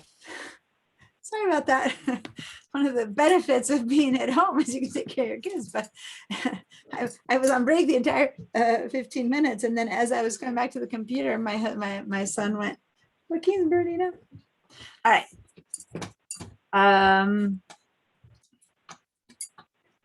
Share my screen. I always say if I'm not around, no one has any idea how to cure how to even find a Band-Aid. And these are kids who are so independent in so many ways, but mama takes care of them when they're sick. Here we go. Sharing screen. I'm noticing that someone had a comment. Most of you guys haven't been commenting things in the chat, so I haven't been checking it, but there's a question from Joyce about, is there another way to release compound shapes? Yes, normally you go to compound, make, release, but for some reason it wasn't releasing when I was testing it. So I don't know if it wasn't releasing it because it's a VDI and sometimes it does weird things or why. but normally if you have a compound shape, so say this is a compound shape. If you were to go up to object compound path release, it should be black and allow to release, but for some reason it's not releasing. So I don't know. Here, this was also a compound shape that we made the other day. Is it? Oh, this one's available. Here it's allowing me to release it. So this one I'm able to release. See how it's compound path release? It did, it released it and now it's gone. I don't have that release anymore, but for some reason it's not allowing me to release that one. I don't know why. You guys, Is it because you're not using the shape builder tool because you use shape builder tool for the other one?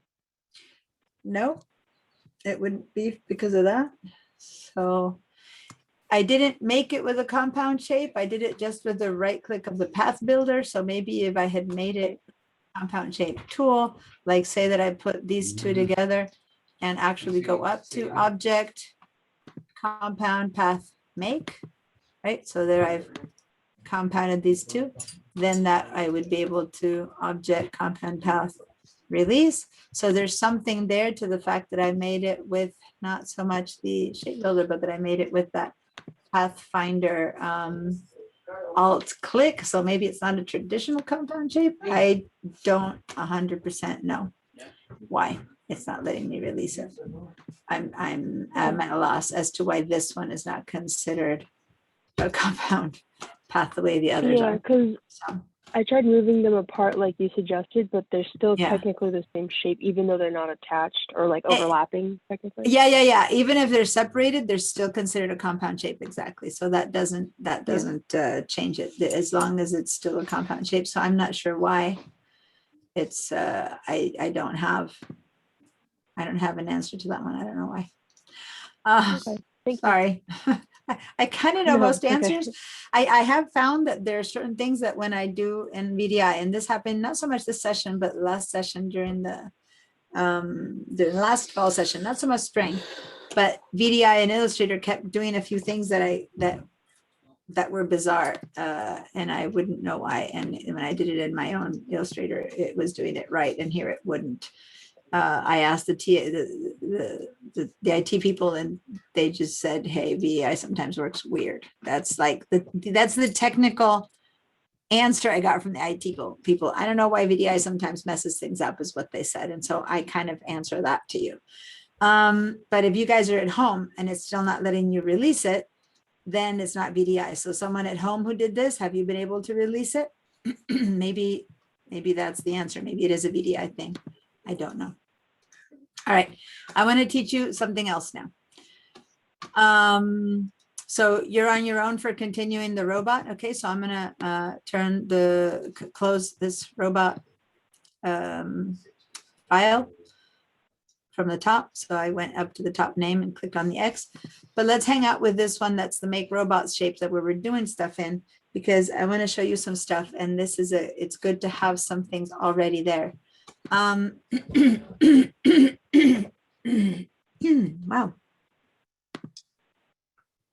All right, so head down to bridge, and where is it? Here we go.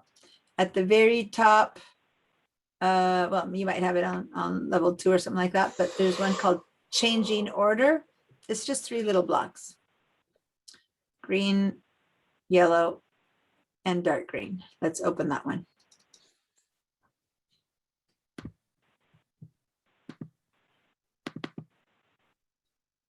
Okay, is everyone here? Nope.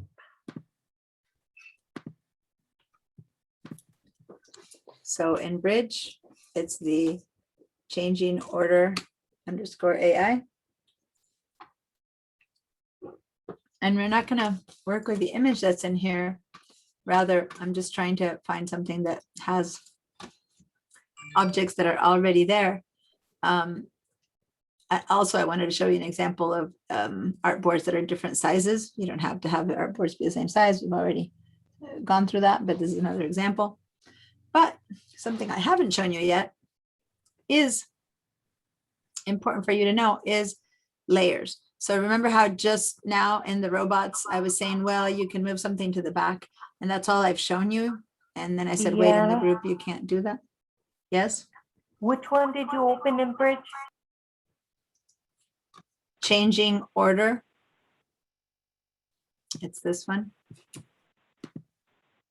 It shows that little icon. So you might have it under here, depending on how big your thing is. So don't look for it at the top layer. If you have only 5 things at the top, then go under. Do you find it? Did you find it? No. Do you want to share your screen? Library documents? Where are It's you? in the shared drives. Are you, you're working with VDI, yeah? Penelope, or are you No. at home? I have my PC. Okay, so then wherever the files that you downloaded from my screen are, I don't know. Do you want to share your screen? I'll help you find it. Sure. All right. So meanwhile, guys, remember when I was telling you guys about the little arm rectangle part of the circle? I had seen it though. I had just seen it and then you left it. So, okay, go to the, now you were in something that was available. Now they're not. So go click on documents. Maybe you don't have it on your desktop. Click on documents there. Illustrator class files, second row. Yeah, there, double click on that. And there you go. The second row, second image. This one. Yeah, perfect. Thank you. Okay, you're welcome. All right, so when we had the option to have that little rectangle on top of the 2 little circles, that I tried to shift it and I said send to back and it wasn't working because inside of the group, once you're in isolated mode, it's like they're individual levels. So I want to show you something that's very crucial that has to do with how to move elements front to back without having to use that very limited tool of front to back, which is just a very basic tool. There's actually another way where you can completely independently move every element in any which way you want in the Share level screen. orders. Thank you.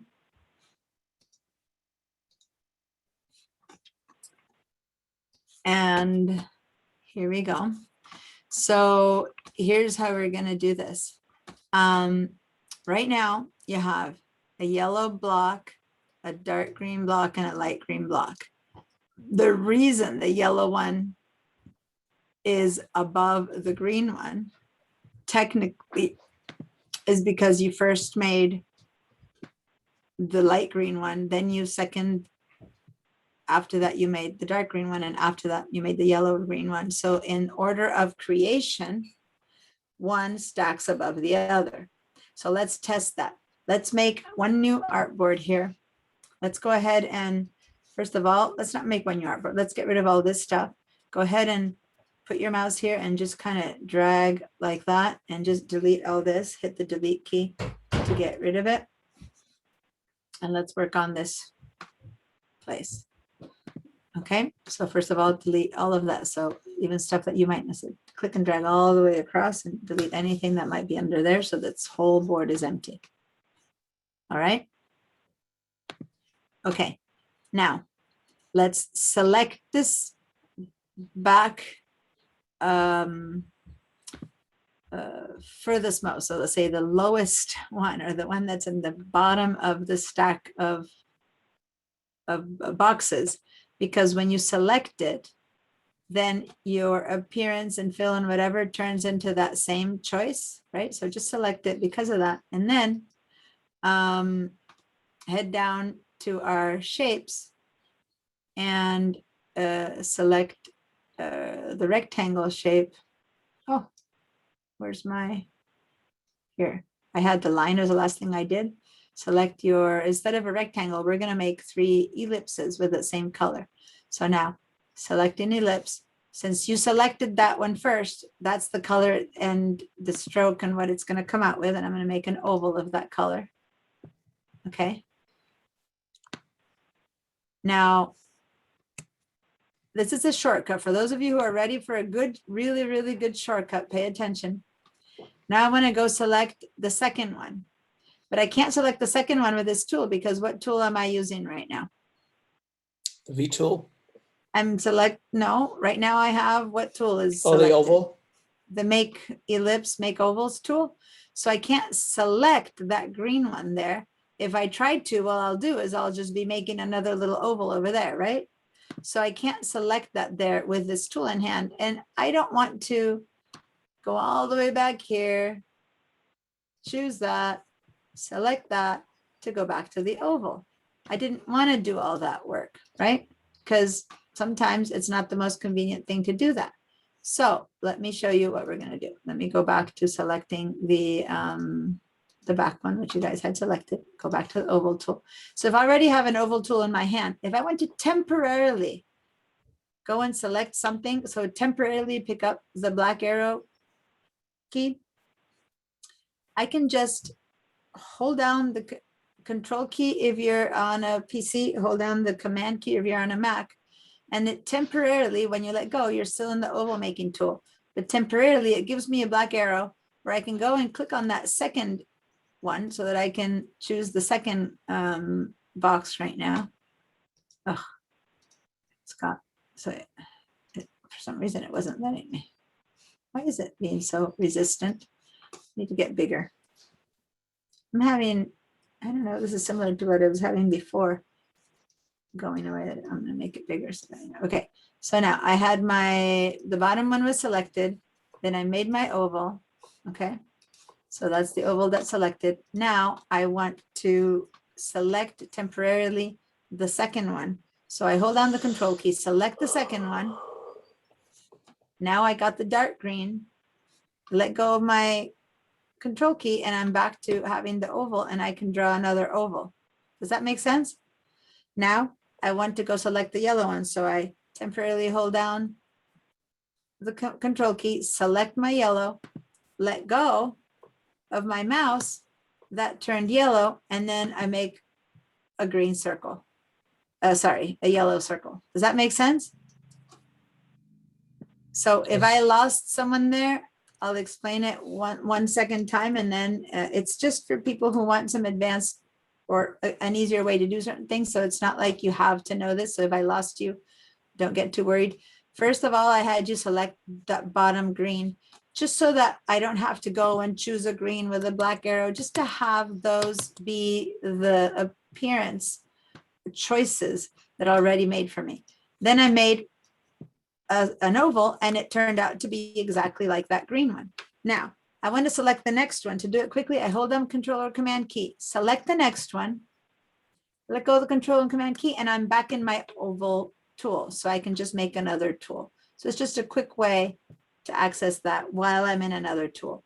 Now I want to do the same thing, hold down Control or Command key, get that yellow, select my yellow, come back and make my third yellow. And that was just so that I could each time kind of steal from the object that I selected the appearances.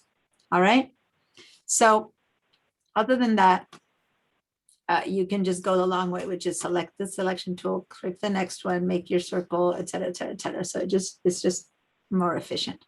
And now by the time we're done, hopefully you have a set of ovals or circles, I don't care, of the same 3 colors. Did that work? Yes. All right. Now, what I have here is the 3 that were already created in the past and the 3 that I created them. And notice that they stacked in the order of creation. If I want to grab this yellow one and send it behind that green one, I can place it wherever I want, but it's still on top. Why? Because I made it last. And this one is still on the bottom. Why? Because I made it first. Does that make sense? Yes. Now, if I were to move this one over here, sorry, the green one over here, this is the bottommost of these 3. But this one was created before those 3. So if I move it over here, this one will go over the yellow one because it wasn't about artboard or whatever. It's just about total order of appearance. These 3 existed when we opened the machine, this thing. So it had been created who knows when. And this one I created now. So even though it's the bottommost of this stack, it's still the topmost of that one. Does that make sense? Mhm. This one, who knows when they were created, when the sample file was created, maybe a few years ago. And this one was just created today. A few seconds later, this one, and a few seconds later, this one. So this is the newest one. It'll be on top of everything always. This one was created, it's on top of that yellow stack, but it'll be on the bottom of this stack. All right. So once that's been explained, other than that they're in different artboards, basically what we have is 6 objects. Every one of these objects is on the same layer. They just happen, so especially if you're accustomed to Photoshop, you might have heard of the word layers differently, where every single object, if this were Photoshop, each one of these objects would have to be a separate layer if this were Photoshop. But since this is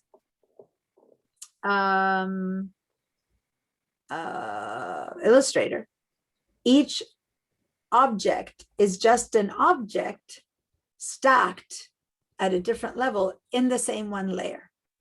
So let's go see those layers that I'm talking about.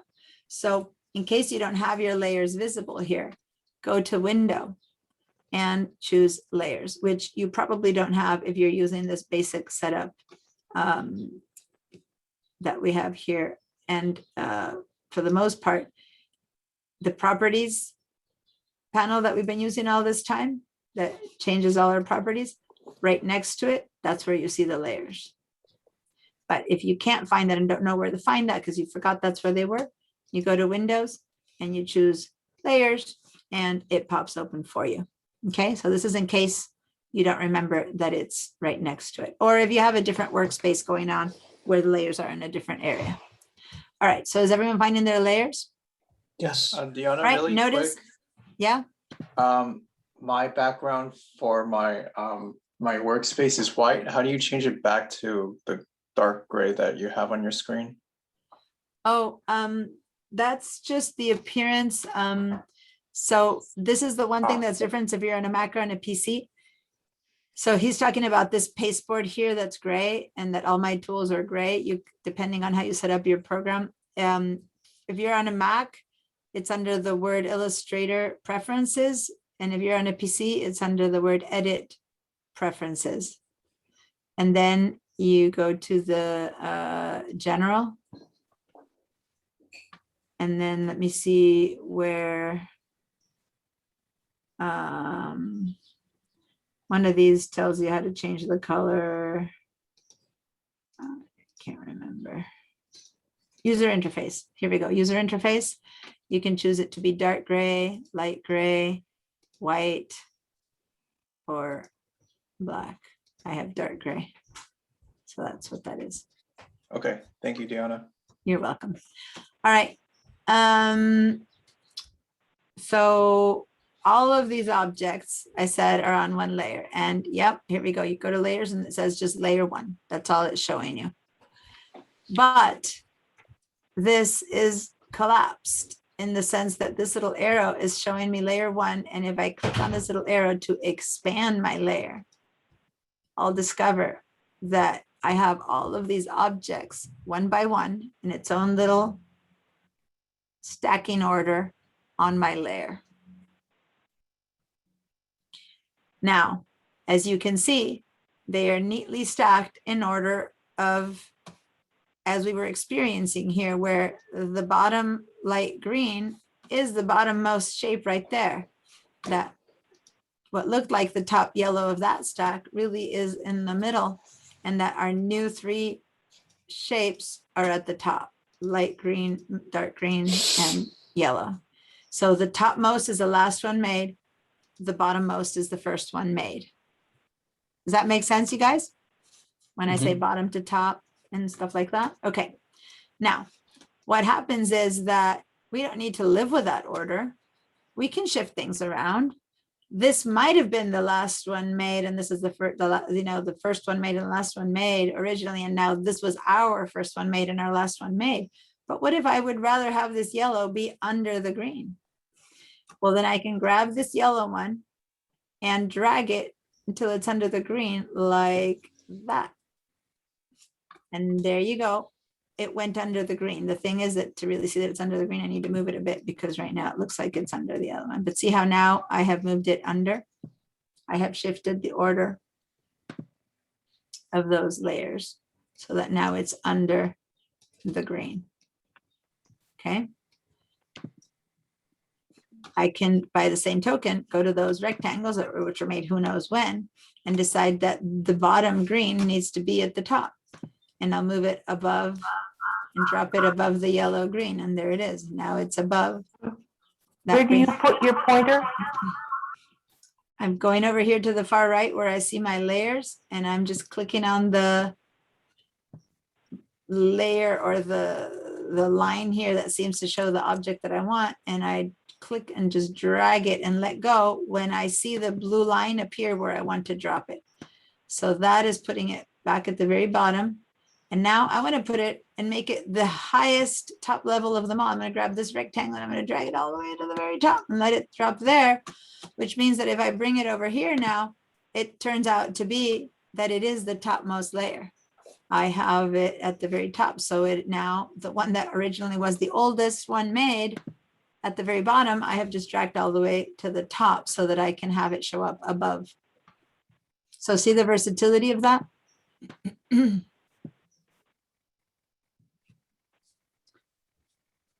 Oh, I'm noticing that someone made some notes, Penelope and Dorothy.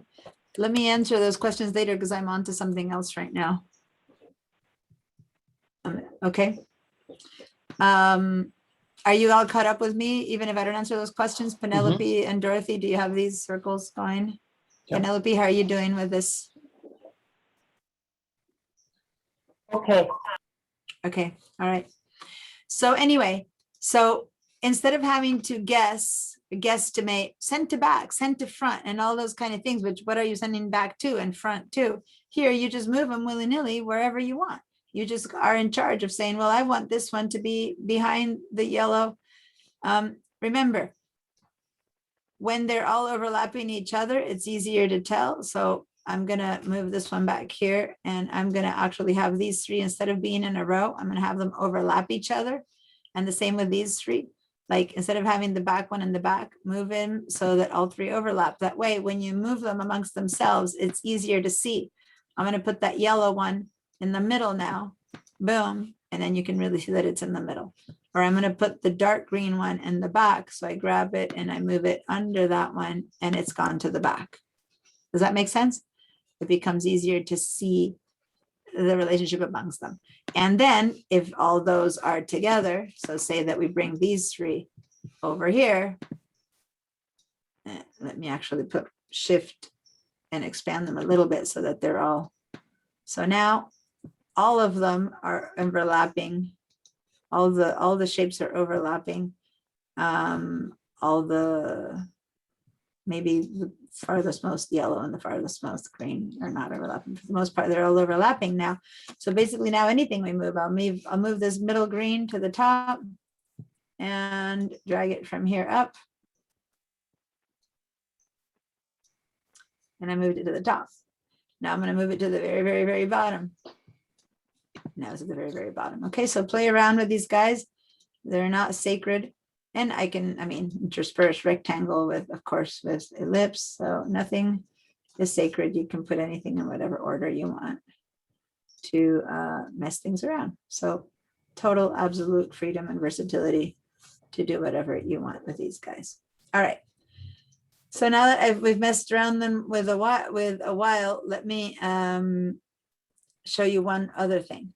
When you have, say this yellow one is in front of everything right now, and I'm making it bigger.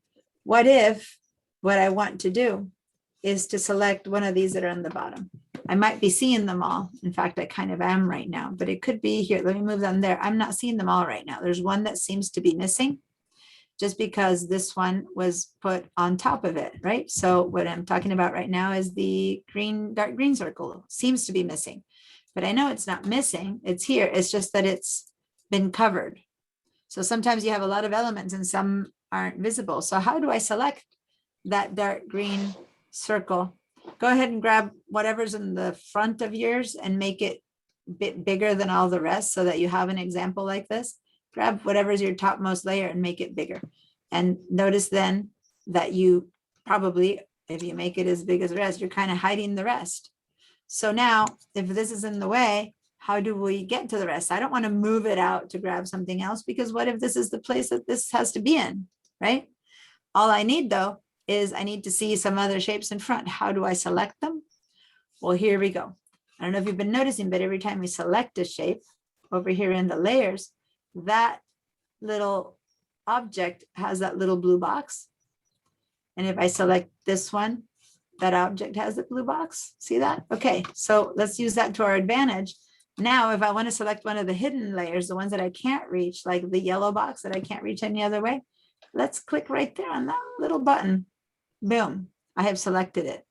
See how I see the outline of that selection, even if I can't see it? Or I want to select what I don't see the dark green oval. So there you go. Now I click on it.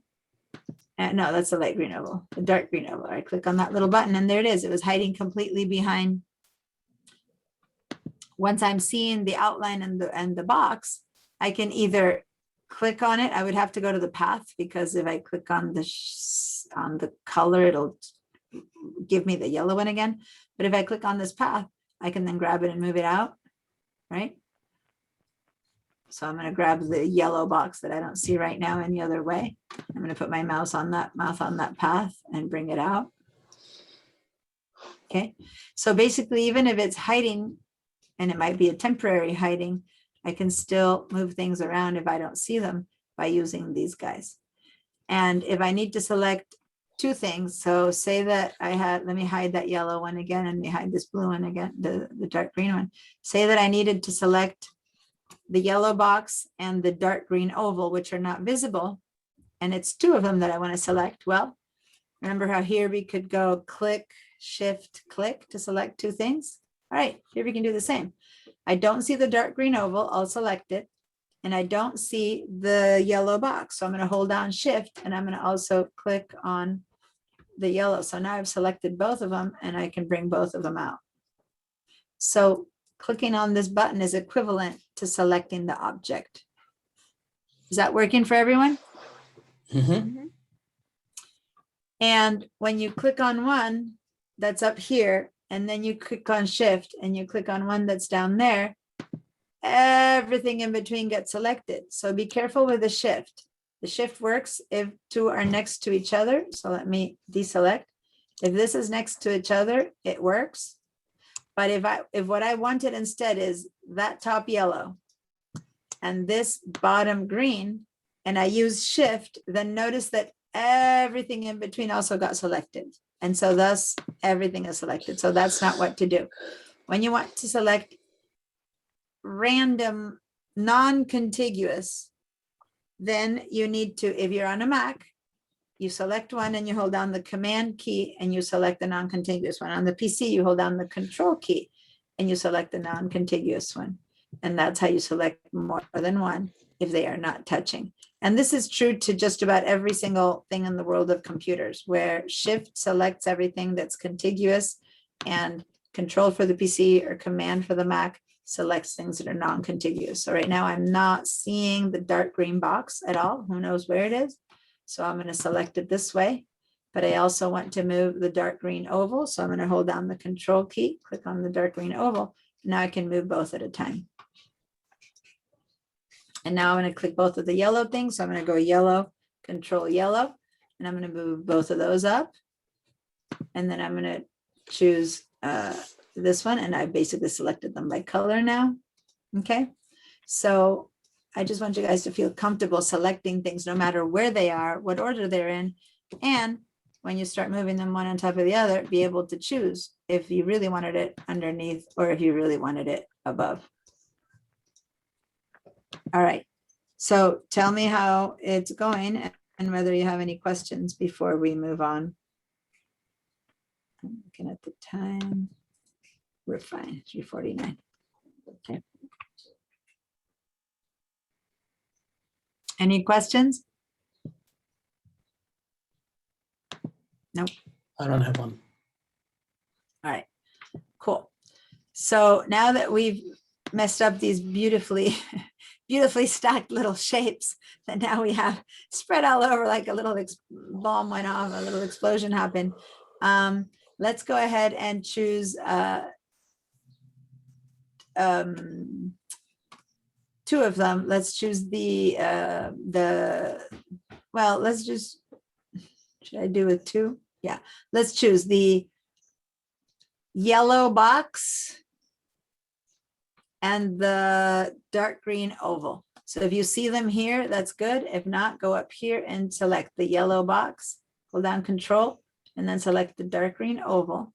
So they're the two most different from each other. Okay. And then let's do a copy, which you can do with Control Command C, or you can actually hold down the Option key and drag two out, right? But I wanted to drag them out, but I haven't prepared a new artboard for them, so I can still put them here and then make a new artboard, because I'm just trying to have one of each and do something in a new artboard.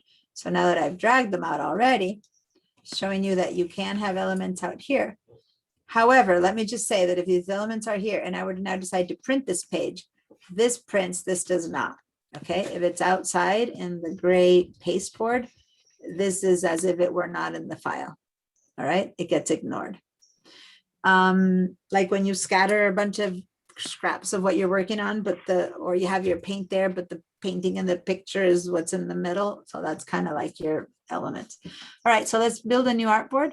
I have my artboards here, but it's possible that if you didn't ever set this up, that you might need to go to the window and artboards to pull it up. Didn't get some of those steps. Okay. All I did right now is I selected two of them and made a copy, and I chose to select the yellow box and the dark green oval. So if you see them anywhere, even visually, select one and then click and select the other. Are you able to see them on wherever you are? I know that when you're, I couldn't make the copies. Can I, Penelope, I know that you have your second computer is the one that's called Wetlands 100, right? Is one a computer and one is an iPad? Yes, not an iPad, Lenovo. A Noble. Okay, so can you turn the sound off on your computer? Go down to where the Zoom tools are, where you see the little microphone that says mute. Yes, And then go to the little up arrow that's next to that little microphone. Click on that guy, and then you should see disconnect audio, the second choice from the bottom up. no. So on your computer now, do you see the mic, not on your Noble pad, but on your computer? Do you see the mute microphone? Yes, Okay, right to the right of it, there's a teensy little arrow. It's like a little triangle that points upwards. Do you see that? Caret. There you go. Click on that. I did. Okay, so do you see anywhere there a disconnect audio? No. Audio, Okay. What does it sound? What does it say? audio settings. No. Let me do mine. Leave computer audio, it says. Right above audio settings. Ah, There you go. Cool. So now you only have sound coming from one of them, which means that when you want to talk, you need to open up the sound from your Noble pad, you said, which right now is off. So if you speak to me now, go and turn on and off from the Noble pad so that I can hear you. Otherwise, it was getting hard to hear you with the reverb, which wasn't such a problem earlier, but right now it was getting loud. All right. So do you want to share your screen? I stopped sharing mine so I can help you get your shapes. Everyone else, if you remember how to make another artboard, go make another artboard. And otherwise, here we go, Illustrator. Okay, so now go put your mouse over the, what did I say, the yellow box, select it. Yeah, and now hold on the shift key and now select the dark green oval, the one that's on top. On top, dark green oval. Cool. So now make a copy. Do you do the shortcuts for copy, or do you go up to edit to do a copy? Shortcut command Control C. Yeah, cool. Now drag those out to the right so that they're on the pasteboard. So put your mouse on, no. Okay. Select them both again. This is a good point. What she did, select both. Don't drag your mouse. No, okay. No, now you also selected the dark green one. Click away. Whoops. Now you did an undo. That's fine. Copy again. And let me just show you. All you need to do is Command C. Now paste. Oh, give me a second here.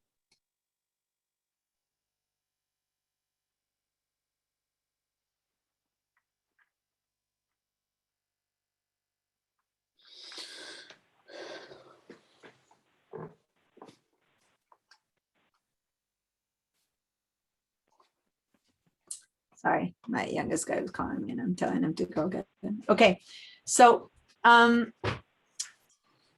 grab those, but when I say drag them, last time you grabbed from the white space in between and there's nothing, so the selection disappeared. So grab them by clicking on the color of one of them. Click on the color, yes, and now you can drag them over. So you always need to be touching something solid or a path. If you touch anything white, that's kind of disconnecting, all right? And then move them all the way to the right. If you move your mouse and touch the right side of your screen, your mouse will keep going. And I'm just trying to have you put it on the pasteboard to show you. No, don't click on there. No. See, by clicking there, they all deselected. When you click on white area, they deselect. Okay. So don't ever click on white unless you're purposely deselecting. And now go ahead and click and drag down to select both again. Yes, but watch what's happening on the very top. Yeah, there you go. You don't move it in. You don't need to cover the whole yellow box. Just that's enough. Stop. I'm trying to teach you something. So listen to what I'm saying and do what I'm saying. And I want everyone to learn this because this is one thing that when y'all share, I keep saying. Click on the white stuff. Click on the white stuff, which is deselecting. Now, start making your box, that one that you were doing. Yeah, start making it and then start pulling down and then just listen to me. And when I say stop, see, keep going and touch the yellow, stop. All you needed, see, was to just touch the yellow. You don't need to go all the way down to the bottom of the yellow. Okay, it's important because that allows you to select stuff without having to get all the other boxes involved in your selection. Okay, good. Now touch either the green or the yellow, not the white. And then now drag it all the way to the right of your screen where there's empty. Keep going. And as you move to the right, keep going to the right where there's nothing. Put your mouse, keep going. Trust me, keep going. There you go. And now let go. Okay, it's like your mouse, as soon as you scoot your mouse to touch the edge of the screen, the mouse goes, oh, you were trying to go to the right, and it scrolls over. See what I meant? By trusting that I said keep going, it went with you. That's what I want. All right, now you're fine. So let me stop your share. Hopefully everyone saw what I meant there by your mouse scrolls with you as you push. It makes space for you. All right, so this is what I was trying to say, that if you grab these two and you put your mouse here and you keep going, your Illustrator You're not pushes you sharing. to the side. Oh, thank you. Share my screen. All right, so this is what I was trying to show with her, which she did it fine, which is when you grab this and you just pull to the right. Okay, so I had him, I don't know, I had him over here or something. If you pull to the right, when you touch the edge, your mouse scrolls for you, and then you can back off and let it go. And it didn't make a new page, but it kind of made space for you. Does that make sense? All right, so now in this space, we're going to create a new artboard, and as I said, if you don't have, I have the artboards right here. And if not, go up to window and pull out the artboards. And then we have 2 artboards already. We're going to create a new one. And now suddenly our art is on an artboard. Okay, it's kind of like the backwards way of doing it, but hey, as long as you put an artboard there under it, this is just as valid as before. All right, so does everyone have a third artboard now? And if your art didn't really make it in yet, then go grab it from wherever you left it and put your artboard in, put these 2 shapes in this new artboard. Fly out What's that? box. How did you get the box to the left of the colored column? Okay, I added an artboard, right? So Oh, if you don't see this little icon, if you don't have it on your screen, then go to Window, Artboards, and it'll open up for you. And then I just clicked on this little plus sign and added a new artboard. And I knew that it was going to pop up in there, and it did. So it kind of popped off under where I had my you. shapes. All right. So now, if you notice here in layers, there's just 2 new shapes. And these 2 new shapes aren't necessarily at the very top. In my case, because I kind of dragged them out, you might have copied pasted. So if you copied pasted, they might have popped it in the top. But in my case, if I select this one, this yellow is in there in the middle and this green one is there. And these are extras, but they kind of popped up right above what I copied from. So see how I have a yellow and a dark green and a yellow box and a dark green. So the copied versions kind of inherited the level or the stacking level of the ones that I copied from. Does that make sense? They didn't, even though they're newer, they didn't pop themselves up on top as they should have had I created them from new, because they're a copy. So they kind of inherited whatever level they were in. I guess you're born into, you know, richness or poverty. You inherit whatever your parents inherit, and then you move up or down. That's kind of what's happening here, right? You start with whatever you have when you get a copy from wherever you came from, whatever in that order. Now, let's save this file because this is still the changing order file is the one that we opened from the main screen. So we're adapting it now. We're going to adapt it a bit more. So let's do a save as. And then I'm going to head over to Google Drive, My Drive, and Illustrator class file summer. And over here in changing order, I'm going to save it right there. And I guess we can change the name, but I didn't change the name. All right. So this here can easily become a mess. And so let me show you. We only have what? 1, 2, 3, 6, 7, 8 shapes here. So you can still easily handle these 8 shapes. You know what I mean? Because, hey, whatever, they are easily, because of the shape and the color, easily able to be distinguished. But what if I have 5 little yellow boxes? How would I know which one is which? Already right now we have 2 yellow boxes and 2 green ovals, and already I'm not sure if I'm selecting this one or that one if I try to select them here. Here it's obvious. This is my yellow box from the third art box. This is my yellow box from the second art box. But when I go up here, how do I know which one it is? You see what I'm trying to ask? It becomes a bit harder to know because they're all, even though under 3 artboards, they're all in the same layer. If I click on this one, I go, oh, this is the one on the second one. And oh, this is the one on the third one, but I would have to first select it to see. And it gets worse. When you have a ton of elements, it gets kind of crazy. Let me show you what I mean by it gets kind of crazy. So let's go back to Bridge. And let's open. Well, hold on. Let me show you something and then let's open. First, let me show you what I'm going to show you, and then we'll open the one to see what I'm talking about. So here, these are all individual elements. Now, suppose that we're trying to make these 2 move as a group, right? Remember over here in the robot shapes, we made many groups. So let's select these 2 that we've isolated, and let's group them. So now whatever position they're in, they're going to be in all the time together. So remember how to make a group? Command Control G, right click group, or if I'm in the properties panel, I can hit group from there. I'm gonna move back to the layers because that's what I'm gonna do. So look what happened when I grouped these two. Look what happened over here. Here visually, nothing much happened, only that if I move them now, they move together. But what happened here is a big deal. The two that I've grouped are not two individual little stacks anymore.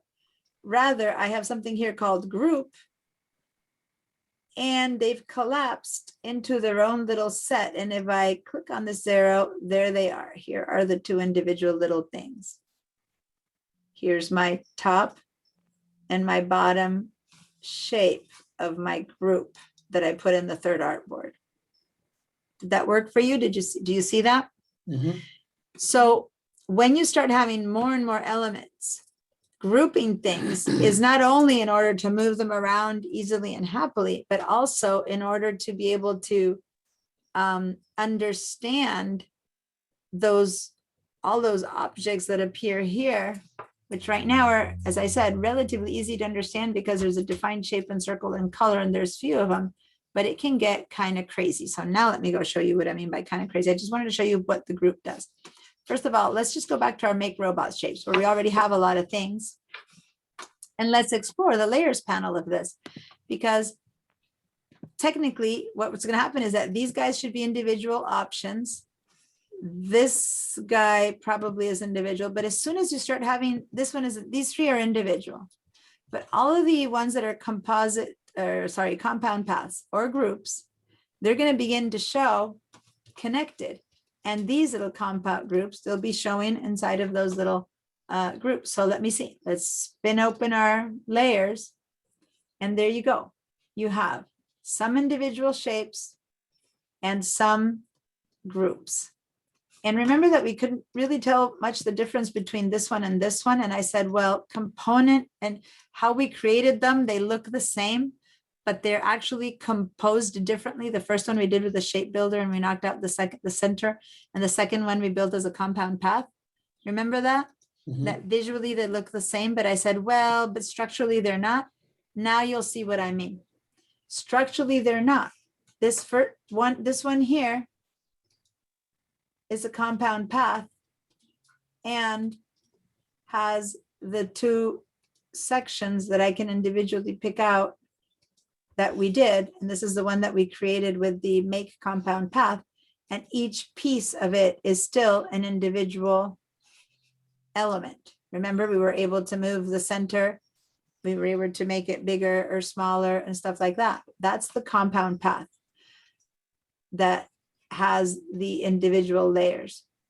It's the one where you were still able to access the parts of it. Same with this green one.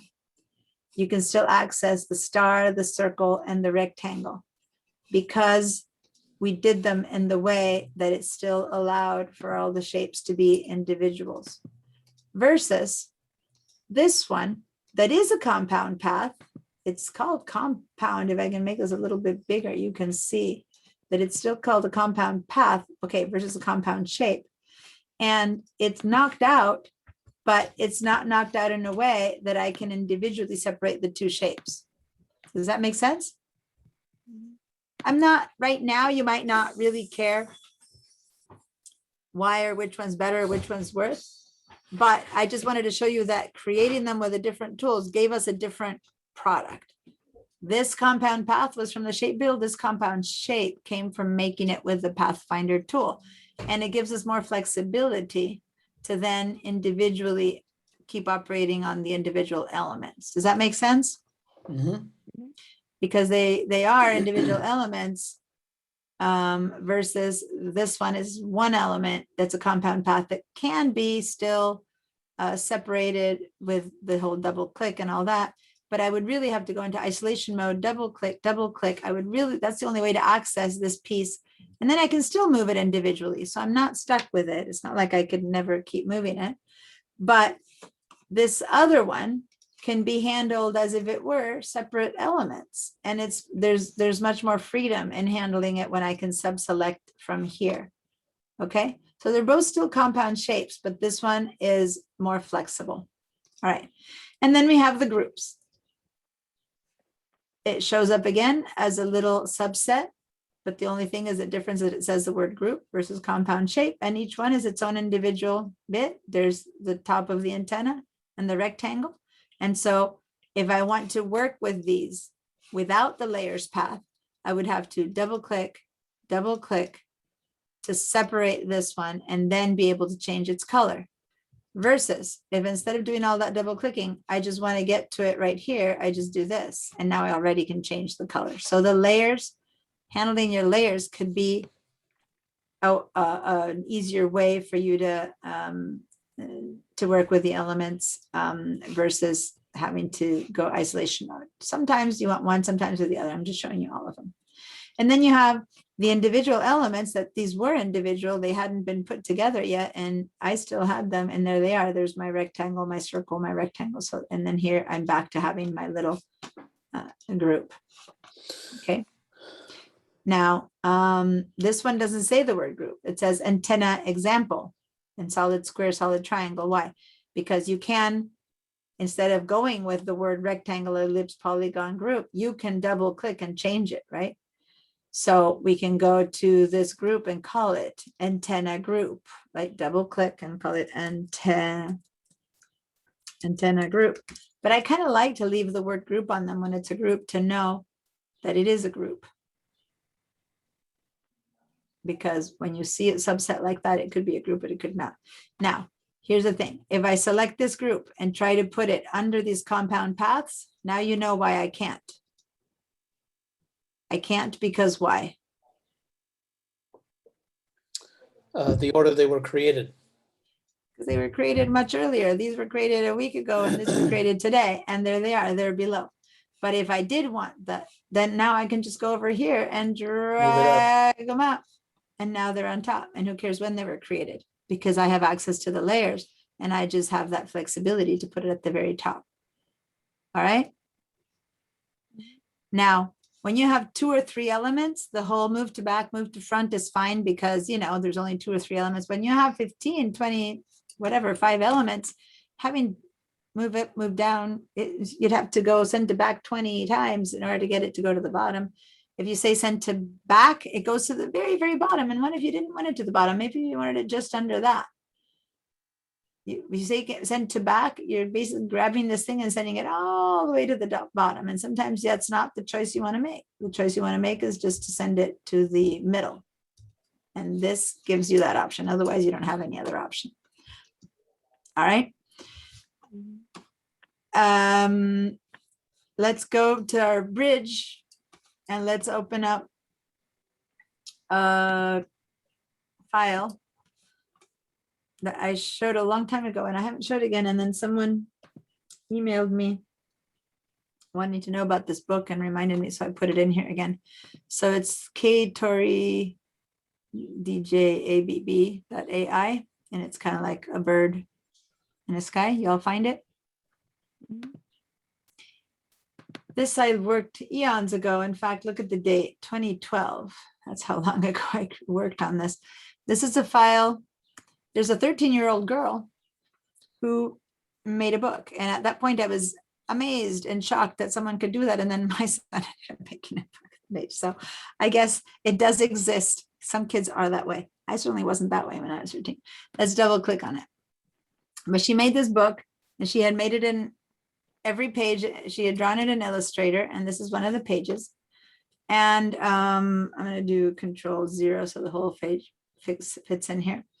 And she had drawn it in a, I don't know, square form. I don't remember what format she had drawn. And then they hired me and another person, and they wanted us to make it into an app, because you hovered over things and it told you about the tropical birds, and you hover over the turtle and it told us about the Amazon. You know, anyway, it had all. It was an instructive kind of book.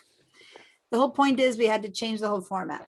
So we made it into the whole drawings into square, the whole drawings into this, which is a 2-page kind of kids book. And then we made it into a format for a tablet. So we had to take the same art and change its format so that it could fit into different formats. Okay, that was my job. She'd done the designs, but we had to reformat it. And when I first opened this, like a good old 13-year-old girl who is probably a genius in one way, but a typical 13-year-old kid in the other way, every little object every little bit of green, every wing. If you hover over these things, every one of these wings is a little object. Every one of these shapes is a thing. All of this is individual. They were all, every one of them, an individual object like this. And it was probably thousands of little objects per page. Now, if I go to the layers and open this up, the first job I had to do was to collect all those objects that were loose and turn them into things that I could handle. I had to make a group for the sky, a group for the bird, which is over here. And then there were more complicated pages. This is a pretty simple one, a group for the background. So if you open this bottom group, and this is eons ago, this is that hill. Look at all the little objects that go into making a hill, right? That there. And in fact, the very bottommost one is the sky. If I just turn this one on and off, you can see an eyeball. That's the sky. But every one of the other little objects is a piece of this mountain or hill that is being flown upon. And if I had to redesign, reshape, I had to find each one, reshape it to make it longer, bigger, smaller, whatever. So see how what I mean, how it becomes to the point that you just don't recognize these shapes anymore. They're not easily recognizable because there's just too much, right? It's hard. They don't look like shapes anymore. Go to the bird, open the bird up. And how would you know which one of these is the right feather, right? I mean, it goes on and on and on. And then that size, that's the size, that's the blue of the bird's eye. And it's the same size in this box as the beak, which is over there, or as this entire tail, right? Over here, you can't tell the difference. So I would go in and double click, double click, double click, double click until I finally isolated one wing, and I would resize that one wing because we needed to make the bird in a different proportion and so on and so forth. But the first thing I had to do was to isolate everything and group them.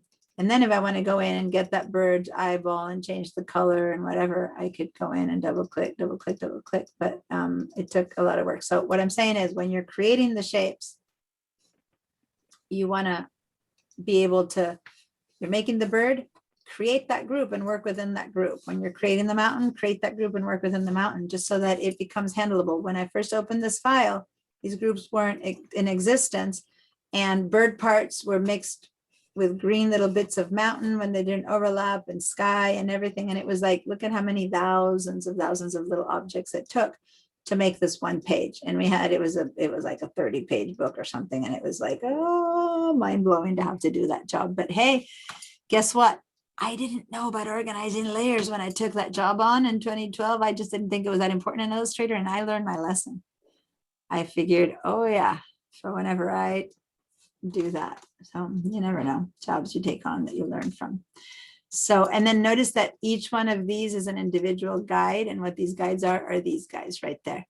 And these guys were setting the limits, right, of what our things were. So this was the, this is the page, and we'll basically, this is the bleed. For those of you who are taking my digital art techniques class, this stuff that was there is the bleed, and that was going to get cut off.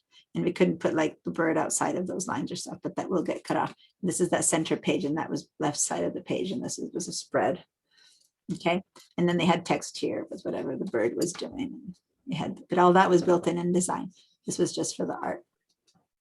All right, so I just wanted to show you complex files that have to be organized in different ways. Wasn't necessarily going to do anything in particular with this, other than show you how incredible the kind of things that can be done and could be done. Oh, and here there's that, as I'm approaching, there's the green and the blue and the gray and stuff like that.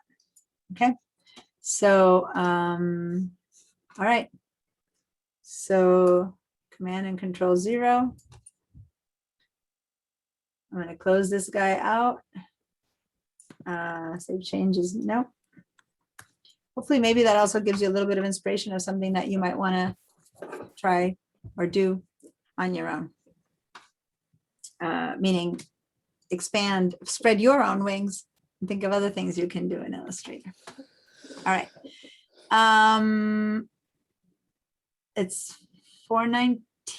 All right. So let's take, I just want to check in on my son's fever. Can we take like a just short little less than 5-minute break, 3-minute, just a little, go take a spin, use the toilet, whatever. And I'm going to check on how he's doing and I'll be right back. Okay. I'm going to stop my share.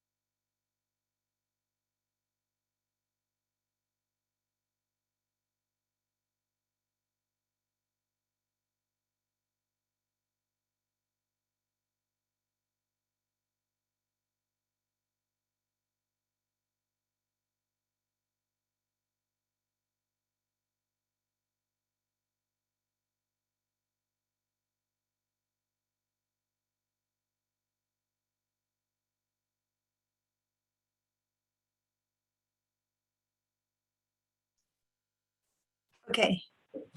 Thanks, guys. Sorry. I just wanted to, when it's in the back of your mind and it's Just wanted to check in on him, and yes, fever's going down, and he made a lame joke, so I guess that means he's getting better.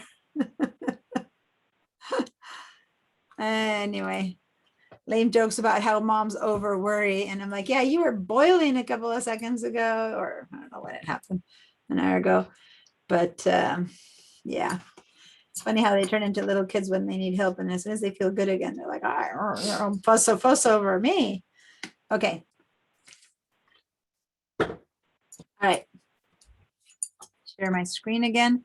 So hopefully my dulcet tones of my voice are calling you back from wherever you spread out for break, for the mini break.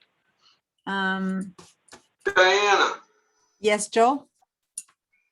how would that picture that you showed us have been created? Surely not by creating those thousands of shapes. Surely yes, but with tools that you have not yet learned how to use. But yes, creating those thousands of shapes. So let me open it up again. And remember, she imported a picture into Illustrator that then created the thousands of shapes? No, she drew this in Illustrator. I watched her work. I'll tell you now what she did. But yeah, no, this is truly drawn in Illustrator. But remember, this is 2012 when I was working on it. So she probably created in 2011, 2010. I don't know. So we're talking Illustrator of many years ago. So there were less tools. But at that point, there's some tools that I haven't taught you yet, which are about how to create shapes that are not right now. I've taught you how to do circles, ellipses, join shapes, you know, put them together, compound, but we're still working with a set of shapes called basic shapes. What I haven't taught you yet is how to work with shapes that are not these basic shapes, okay? How to create shapes that are just your own, of your own making. Like for example, if you want to create this feather, right? And you want to create this shape, and then you want to create that beak, and then you create this shape.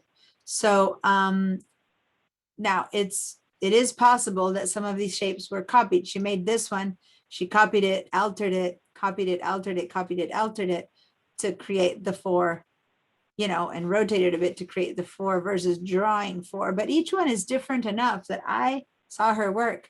She, from what I remember, she created each piece individually. You know, in front of me, she created each piece individually.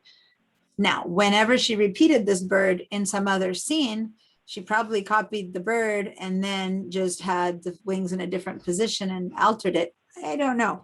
I have a feeling from what I saw every time when I had to say, hey, some things we can't modify, you need to create me a bird that's flapping in a different direction. She just went there in front of me and she just created a wing flapping in a different direction. She was amazing by creating each feather. So I don't know, she just had that. Now, but the tool of how to do that, I will show you those tools to create shapes that are not based on basic rectangles and stuff like that. What you do with them, you know, there's people who can handle a pencil and make you a realistic drawing, and others who can just barely sketch. So the same tool wielded by different people. All right, so this is my introduction to more complicated shapes, more complicated sets of groups, and what Joel is saying, which is how do we make things that are not based on these basic shapes? So one more file I want us to open. Let's leave this one open in case I come to show you something from here again. Go back to Bridge. Another big file here that has a lot of information is this one here called exporting. Okay, so there's lots of little, it's simpler in a way to make because these are similar shapes, but let's open it up by double clicking so that we can see how this one has been built. And now it's simpler in that the shapes are nowhere near as complex as the one I just showed you. When you open that up though, look at this mess. This is what I mean. This was not, I did not work on this. This is a sample file. I did not work on it. And this is what I mean by how complicated the layers of this one can get, right? And if I want to know what this bird is and I click on it, I'd have to search and, oh, this one's actually a group. This is a bird that is a group. And I had to go look until I saw where that little blue line was. And yeah, this bird did get turned into a group, but then I'm seeing this line. Let me click on this brown line and see what is that. And oh, it looks like these are is the stem. It's a stem of that apple right there. So why isn't the stem of that apple connected to that apple and that leaf, which is how I would have designed it, right? That's an apple. And then you repeat it, and it's another apple there, an apple there. But no, the stems are way up here. Who knows where the apples are? Here are some circles. So this is probably one of the apples. Let's see. Yeah. Oh, no, it's the eyeball of that bird. Look at that. This little thing is the eyeball of that bird. So why isn't it with the bird? As you can see, this would drive me crazy, but this is the kind of thing I got with the other one that I had to organize to then work. Because if I had to be given this to work with to turn it into a square, you need to modify and make more of the things go in and put them on top and just modify the shape of it, which is typical of redesigning a product for many different objects. I worked for years. I was art director at a design company where we licensed the art of this one artist, and we got asked to make journals and posters. And I remember once a shower curtain and photo albums and stationery with the same art. So we'd take this art and we'd have to move it around into different positions and shape. It was still this woman's art, but we had to give it different shapes and proportions for different pieces of art. And thus, something like this would have been absolute nightmare, waste hundreds of hours. Look at every little dark green piece of leaf is one of these, and who knows where it is, versus I would have selected one leaf, copied it, made a group, and then started replacing it in different places. But, this is all separated. Okay. So anyway, I wanted to show you an organized and a disorganized file. This is a disorganized file. So the group comes from when we group together the shapes, and then it shows up labeled like that in layers. Yeah. So say that I were to select. So let me see if I select this bird. Is it already grouped? Yes, it is. So how about this apple? Let me see if I can recognize. I clicked on this shape. Let me see what is blue over here. Here it is. I'm seeing something blue. Oh, it is kind of grouped already. All right. But it's not connected to its core. Mm-hmm. Is the butterfly connected to others? No, the butterfly looks like it's on its, see, it's a fact-finding expedition here. Let me go find a blue here. So that little thing that I clicked on, that butterfly, is just that one little line right there. Okay, so now I'm going to get much closer.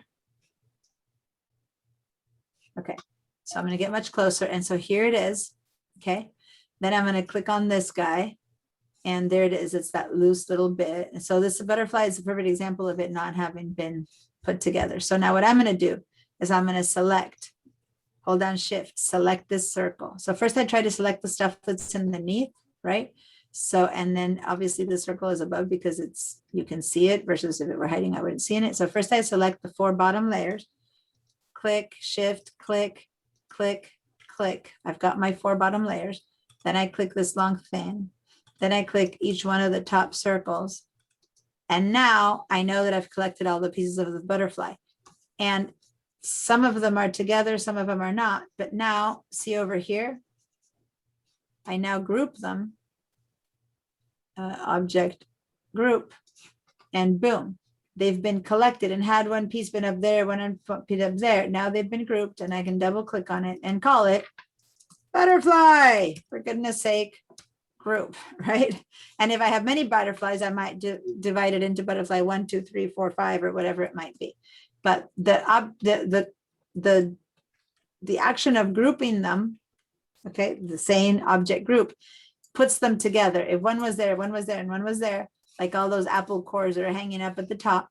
If I select this apple, which is already with that, now I hold shift, then I click on this apple core. And then on this leaf, and on that leaf. Now, if I look up and down this thing, I have, some of them are together, but I'm noticing that the apple core is way up there. See? So now by grouping this object group, there, all the apple pieces that were way down there and whatever, all grouped together. And now this is one apple. I don't know, apple one, I can call it. I don't know. All right. And then I would go and connect. So I've connected all the pieces. If I open up right now, I have the apple group, the two pieces of the leaf, and the apple core in one place. And now it's much easier to say, okay, I need to move this apple over here.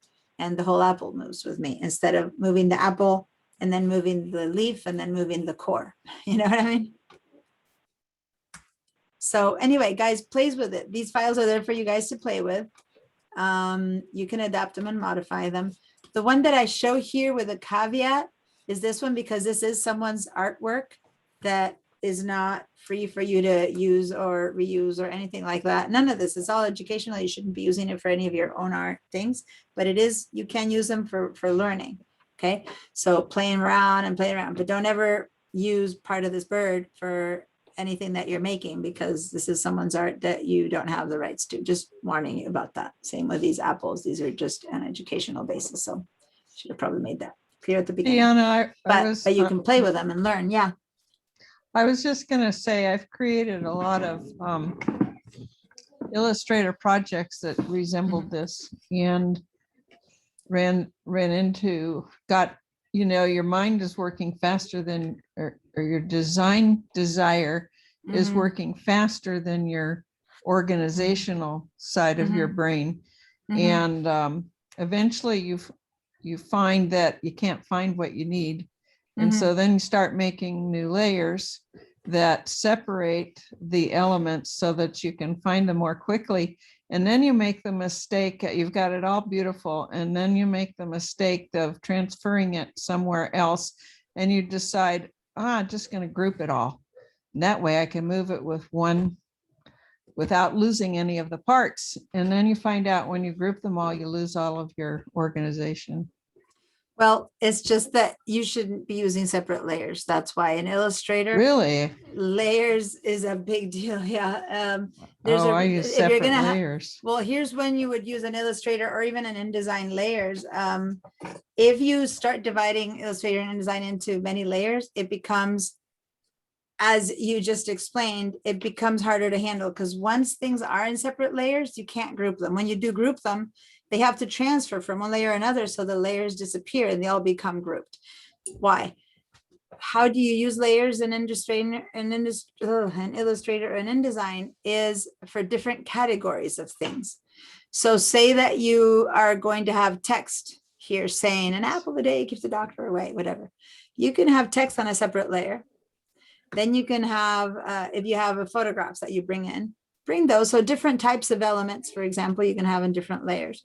But if you have similar types of elements, like in this case, maybe you can have the hand on one layer, and then have the rest of the art in another layer if you want to. But I wouldn't put the birds and the butterflies and the apples all in different layers, because at some point you're going to want to use them together and join them and move them. And if they're in separate layers, it becomes a huge hassle. A separate layer is like a different building. It's like a different village and you can't easily then join them. So different types of elements and different layers, yes, but similar types of elements, like all the tree here, I wouldn't have separated them into different layers, because then they become harder to handle.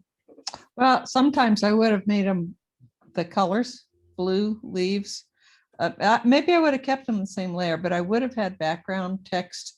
I also would have other elements that were not shapes like that in different layers that had, it made sense that I could layer them in certain levels so that they were where they belonged and didn't copy over each other. Yeah, and what's the advantage of that is that, but you can also lock things in here, but say that you're done and you know that you'll never move this hand anymore. So let me go find this hand. So wherever this hand is, if you know you never want it to move anymore, let me go up and down and find it, which this is another reason it's good to have groups, to just stop having to scroll 25 hours to find something. So here's the hand. You can lock it. right here. Everyone go and just lock it. So then that hand's not going to move anymore. So now if I try to select it, it's like, nah, not going anywhere. You're not touching me. So now I can begin to put things and move them around. Look at that. I'm moving this bird and I'm leaving behind his eyeball. That would drive me bonkers. Right? So I selected his body and look at all I moved from the bird, the body, and I left the beak, the bird, and the wings. I mean, this is crazy. So at least group the elements, right? So select all the different little bits and pieces that are part of this element and select it, and do that when you're building it. So when you finish building a bird, make a little group of it and call it bird with open wing, and then make a group of that one. And then you just drag a bird over when you need it in a different position. So you can't have the eyeball in one layer and the body in another layer. It needs to be all in the same layer in order to group it like this. So then what you can have is all your birds in one layer, all your leaves in another layer, but no, because the leaves are attached to the apples, and maybe your butterflies in another layer, but it just becomes that when you do group the birds and the butterflies and everything correctly, you end up having much fewer things. So it's not an issue to have them on one layer, because you might have maybe 10, your butterflies, 1, 2, 3 butterflies total, 4 butterflies. So that's 4 groups. And you have 1, 2, 3, 4, 5, by maybe 7 birds. So you end up having, when you open up this file, you might end up having 10 things here under layers. Right. All yeah. well defined. And then it's very easy to grab the birds and move them, the lives, and not needing to create other layers. There's no other object. Now, if I had a text here, I'd put it in another one and have another. So the moment you group things correctly, and this is not compound path, this is just groups to make things move in groups and in shapes like this, then all of this loose, weird stuff disappears and it becomes really easy. This is someone's eyeball way over there, right? So anyway, this organized is a very easy to handle file. This disorganized is a mind-blowing, breaking thing. So when you're excited and designing it, like Bonnie said, you're in the flow and you're designing, you're making a bird, right? And when your bird is done, just group it for goodness sake and move on to the next bird, right? And so if you gently assume that a bird is one shape instead of many little shapes, you can still modify it. You can go, well, I want the wings to be in a different position. Okay, double click, select that wing, inside of this one element, select the wing because it's a group, and then make this little wing for this next one flap down because he's in the downwards portion of his flight or whatever, so I'm inventing what I would do to this bird. I would have it flap in that direction. And then I moved it, cancel. So then I go escape, and now I obviously butchered the pretty bird, but I gave him a different, so I worked within itself, right? As opposed to having to find that wing flying and who knows where it was. So I'm going to undo that because poor little birdie, that's not how a bird flies, but anyway.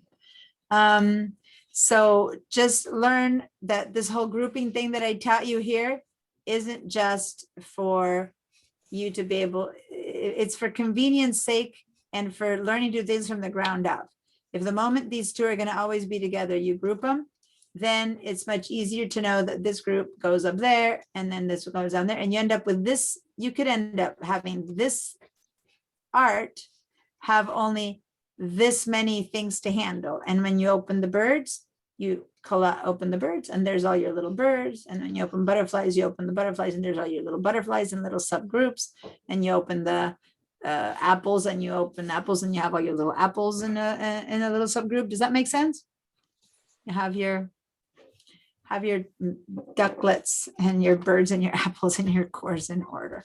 Okay. So what's the You're far benefit from- of having multiple layers? As I said, probably not many. Most of the times it's more confusing. The only time I would have multiple layers is, as I said before myself, not layers. These are not layers. This is one layer. We have one layer here.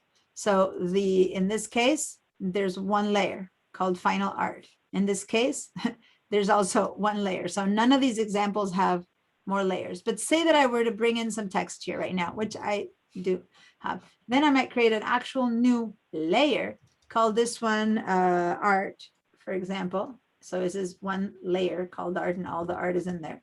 And then I might have another layer. And so I'd go down to in the layers property, create a new layer and call this one text, right? And so then in the text layer, if I go and we haven't really talked much about text here, but I would just say the bird is flying over the moon, whatever. And work with that. So it's okay, just don't imitate. Say that this is the text that I just put in there. The difference is that when you select right now, action wise, here's the part that's confusing. Action wise, it makes no difference to where they are and what layer they are. If I want to move the text, I have to select it.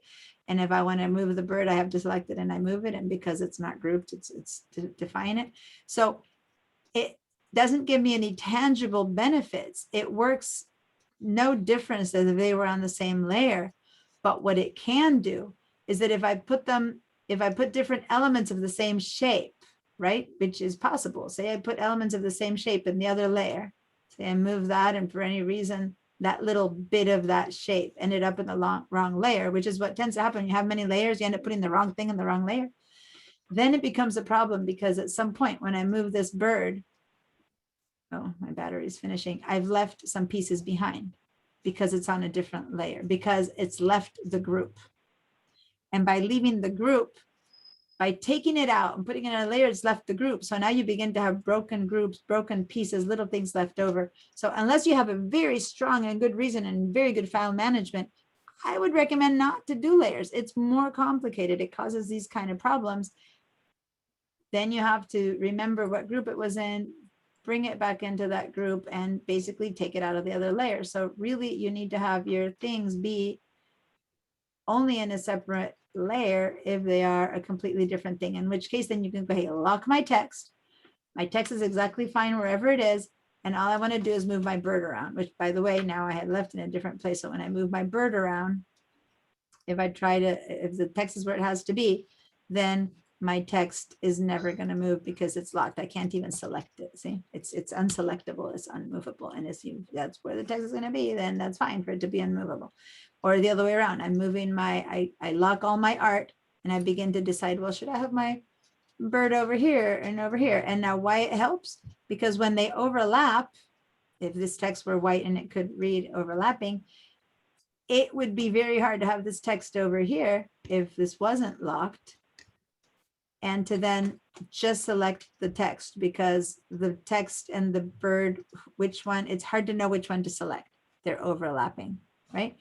Versus if it were in its own layer, it would be much easier to distinguish which one I'm selecting, and I wouldn't run into that problem. But that can be solved by just locking the text layer in here and not really having another layer. So for the most part, my recommendation, and I know this has gone a bit further than I would have normally taken this conversation, but you guys have good questions and Bonnie has experience.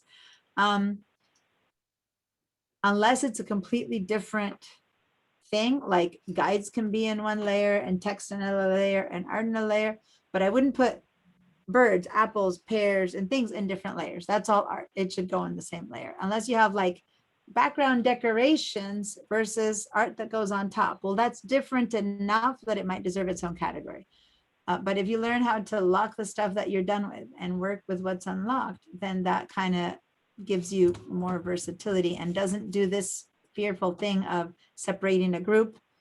And as Bonnie said, then when you try to group them together, basically all of that organization disappears. And it's because that organization inside of Illustrator wasn't really necessary and it got messed up. That said, if you have files that you can show us with your organization that you can open up so we can see what how it benefited you, Bonnie. Everyone has their own style, right? They're probably Like, long gone. yeah. So, but what I'm saying is if you go to any artist studio, you'll find that some person swears by the fact that every little paintbrush has to be in its own little holder. Another person who says, I opened this drawer and there's 20 paintbrush. Everyone has their style, right? So I'm just telling you my style and a generally accepted style when you're swapping files with other designers. Because if you're swapping files with other designers and you end up Whoops. My headset finished. Can you still hear me? Yes. Yes. When you're swapping files with other designers, it's ideal to have some kind of a consistency that everyone can count on. And if you're working in a studio, as I did for many years, we all had to agree. So do we do layers or do we not? Do we do that? Because we all worked on the same files, right? And one person did more of one thing, one person took in another. So then you have to have an established protocol. But if it's you working for yourself, just do whatever pleases you, right? But know that when someone else grabs the file, they might hate you or they might love you, depending on how well you organized it. All right. Diana, Yes. you mentioned that you could group a butterfly and then you could have a category with all the butterflies together. How do you do that? Yeah. Okay. So that's where I said that could be another group or it could be another layer. Like if necessary, that might be a layer. So say that I got this bird here. And it's this one here. I'm going to move it up so that I can start distinguishing that that's one bird. Some of their birds are connected. Is that a bird that's already grouped? Yeah, here's a group. I turn it on and off. This bird is already a group. So I'm going to move it up here. So now I know that these two birds are together. Let me click Can on you have a this. group of a group? This group is together. Yeah. So here, I'm going to move this group up there. So say that I've collected all my birds, right? But these three are already connected. So now I can select these three and then group them again. Now, this might work or not work depending on if they're already in where you want them to be, that works. But say that it didn't let me there. There must be something else. It didn't. I tried to group them. There's an inner group to that group. There's nothing weird in them, so why wouldn't it let me group them all? So it was this one, this one, and this one. I should have been able to group them, but why did it not let me group them? Yeah, there we go. So group. Okay, so now I have a major group called all birds, right? And when I open that, I have what about a red bird, blue bird, and whatever, orange bird, right? So now these three birds, if I click on all birds, I can now move all birds together. See? Now, is that ever going to be very necessary? It depends. And this art, maybe not. But they're all, I know that I can handle all my birds together. So if I put them back to where they came from, now this bird has to go back in there. Then I have to isolate this bird. So now I have to double click until I've isolated this bird so that I can move it back in, because otherwise all the group would move. And I hit away and there we go. I've managed to work with one bird inside of the group of birds and it's all nicely organized. And if I were to do that with the butterflies and that with the apples, I would end up with just what, 7 layers, 7 groups here total or something, plus the hand, plus, yeah, birds, butterflies, apples, hand, background. That's 5 things.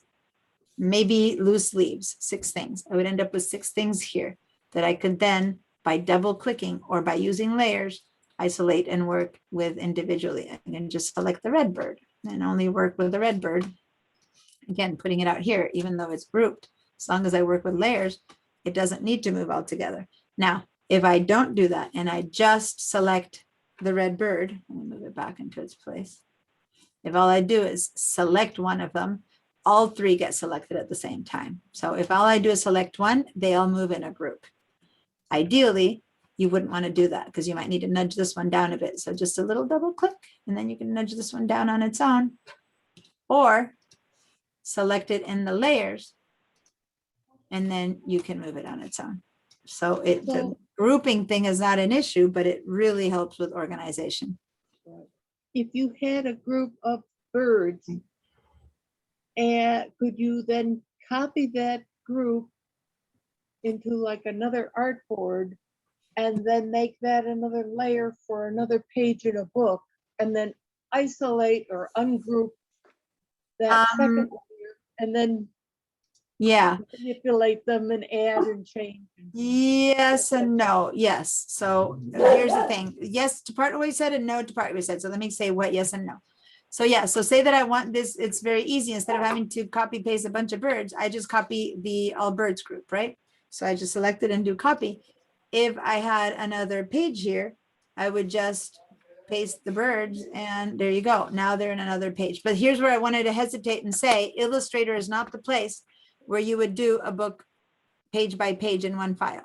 Rather, like I did here, this would be one page, another file would be another page, another file would be another page, because it's where you're making the art. If this were InDesign, you would have one file with 20 pages where you put in all the art. So it's one file, that's the book. But in Illustrator, where you're creating the art, you would not have 20 artboards for the 20 pages. It wouldn't make sense. You would have another file. It would just get too unwieldy. But yes, you could select this group of birds, right? Copy them, make a new whatever, say create, and then just paste those birds in. I'm always doing the wrong shortcut for, and then you keep working here with those birds, and maybe now you add snails and worms and whatever the next one is going to be, right? But they come in already as that same group. So you brought in all those little elements instead of having to bring it in, you brought everything in at the same time.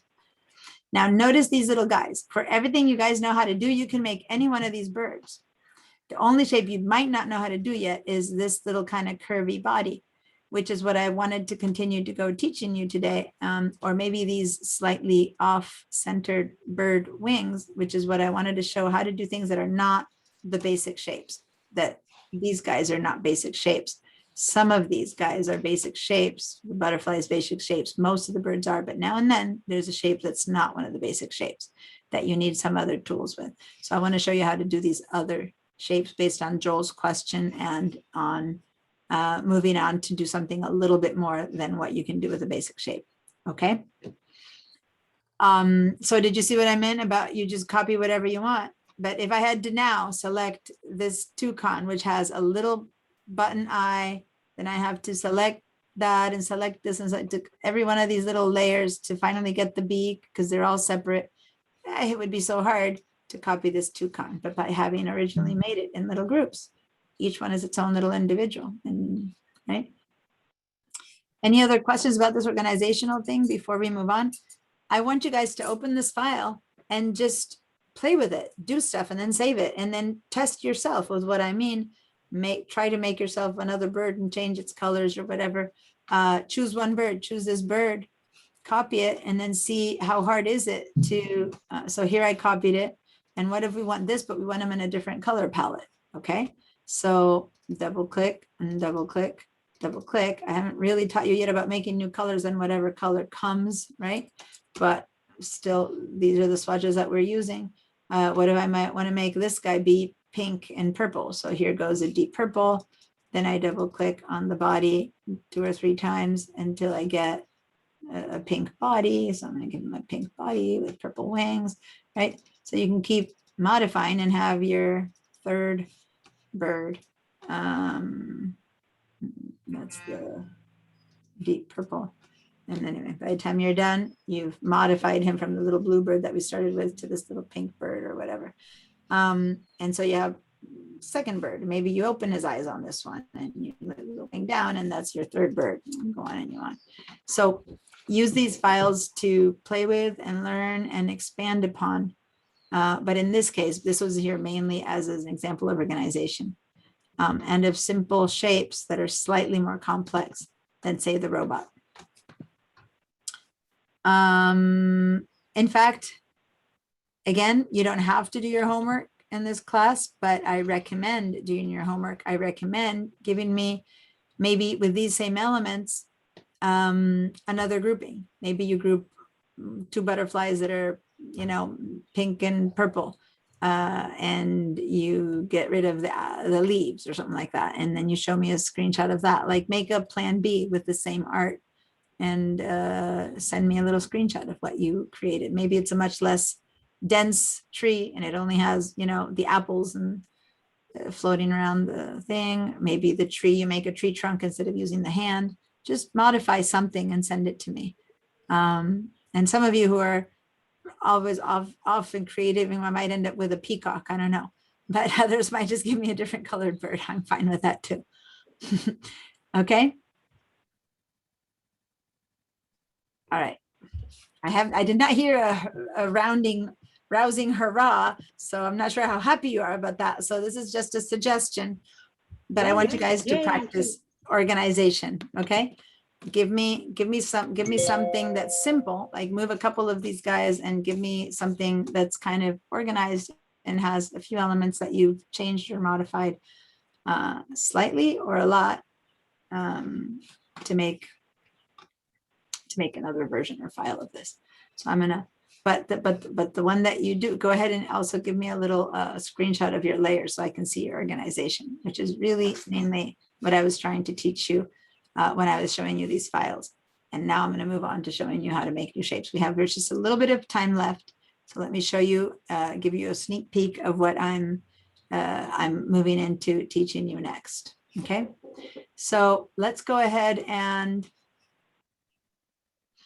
actually, since we're all using these, why don't we grab this bird, grab this little bird, which is on its own. Grab this little bird was all neatly selected. And others weren't, but I think this one was all together already. I changed mine so much that I don't remember anymore, but I think if you select on this bird, was it already one little bird? Yeah. Yes. Okay, so go ahead and select that bird, copy that bird. Go to a new file. Here I have all of them, and then just paste that bird. So all I did by this new file is, I'm gonna redo it for some of you again. Just said file, new. Just go with whatever default is there. Just say create, and then control or command V to paste. Oh, I had my other guys here. I'll get rid of them because I only told you guys to get those two. So I'm gonna delete that one and that one. Okay, so this is the one we have, right? So it's a new file. Let's go ahead and save as.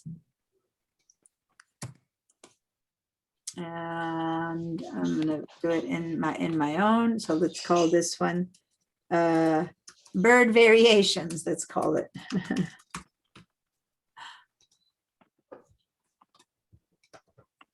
All right. Does everyone have that little new file? These birdies created. All right. All right. So now, let's move them kind of top corner, and then hold down the Option key and get a copy. So that's going to be our original. We're going to keep him as the one that's the model that we brought in. Now hold down the Option and or Alt key and drag out another copy. And this is one that we're going to work with. In fact, I'm going to make him a little bit bigger for demo purposes. All right. Okay. Now, if we analyze this guy, the triangle, we know how to make. How about that wing and that half moon? Because I told you, you guys know how to do most of this except for the bird's feathers. But actually, do you? Do you know how to make that little half moon that's his eye, or how to make this little half circle that's his wing? Okay, so you know what? You do, but let me show you how. You do know this, meaning, sorry, you do know how, you know the techniques of how to make this. So now let me show you how to do that. Let's start with this half wing. Okay, so let's go get our elliptical tool and make a circle. And I'm holding down the Shift key so that I can make a circle. Let's give it some properties. Let's make a different color. I'm going to make it a deep red. Okay. Now, from here to there, all you need to do is draw a line. So how do we do that? Well, we've already know how to use the shape builder tool. So how do I use the shape builder tool to do that? Let's go make a rectangle. Let's go make a rectangle and draw a big fat rectangle. Just for purposes of demonstration, I'm going to change its color. You don't have to for the thing to work, but I'm changing the color so that you're clear that it's a different shape. And now I'm going to put this rectangle at an angle because I'm going to try to make the exact wing, right? Hold down, remember the option or control to move it. And I'm going to have it overlap enough that what's left of the red is about that wing. And then now when I look at it, I go, that wing wasn't a perfect circle. Looks like it was more like an oval. So I can go in here and maybe make it a bit more of an oval. And then now I'll give it I'll first give it a half circle like that. And then afterwards, I'll skew my wing. That looks more like what it'll be. So anyway, I've got these two shapes and you're like, how in the world is this like that? Here's the magic. Select both. Go to the shape builder tool and hold down the option key and drag across and get rid of all that. And there's your half circle. Got it? So I'm going to do that again because I know that I did it quick and I left some people behind. So basically you make your little base shape with the circles. You use your other base shapes, the rectangle, to make a rectangle. Again, the fact that I'm giving it different colors just for form's sake. Put it in the place where I think that's about what I think is a wing. And then the key, select both. I could also do the minus front here in the Pine Finder because this is in front. So if I do minus front, that works just as well. See that? Instead of using the shape builder, remember, when you select two things, I had shown you how you could unite, make one shape out of that. I'm going to undo that. Or the second one was minus front, and the big rectangle is in front. So that does it too. How about the third one in the Pathfinder that I didn't show you? That's the intersection. So if I click there, I get left with only the intersection, which kind of works as well. I undo that. And the last choice is everything except for the intersection. So I click on that. And now I have those two shapes. That's just different ways to unite two shapes, right? I could have done exactly the same thing with a shape builder. So I either hold down the option key to delete all of that. There you go. Or Command Z. Or I can delete only the little middle part. So that's the lack of intersection. So I Command Z. Or I can delete that and that. And there's the other. So see how both ways I'm ending up with similar sets of shapes? Or I can delete these two and end up with that little arch. Instead of hand drawing this, it's easier to combine shapes to get this. Does that make sense? You can also hand draw them. So next week, we're going to start hand drawing more stuff. But combining what we already know and using the shape builder or the Pathfinder is one of the more powerful ways to get things done. So now I'm going to end up using the Pathfinder to get rid of that. And there's my little wing. And now I skew it a little bit. And here you go. Now I'm starting on the path of building this little birdie. Right? Maybe I just do a little bit more. Okay. Now the triangle, you kind of knew. I'm going to not do another triangle right now because I have a little bit of minutes left. You can make your own. I'm going to show you how to make that little half moon, which was the little birdie's eyeball.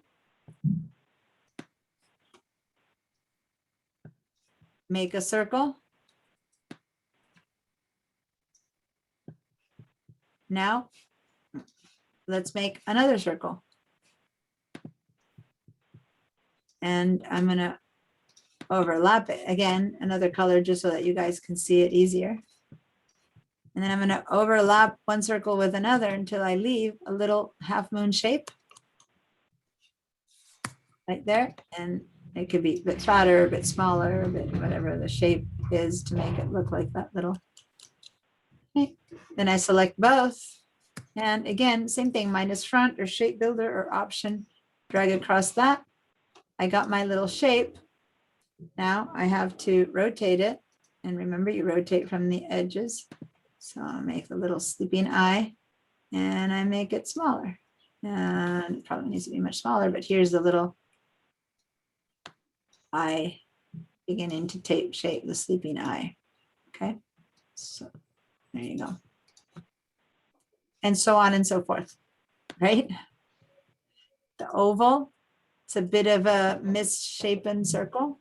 So yeah, let's make a little bit of a misshapen circle to make the body.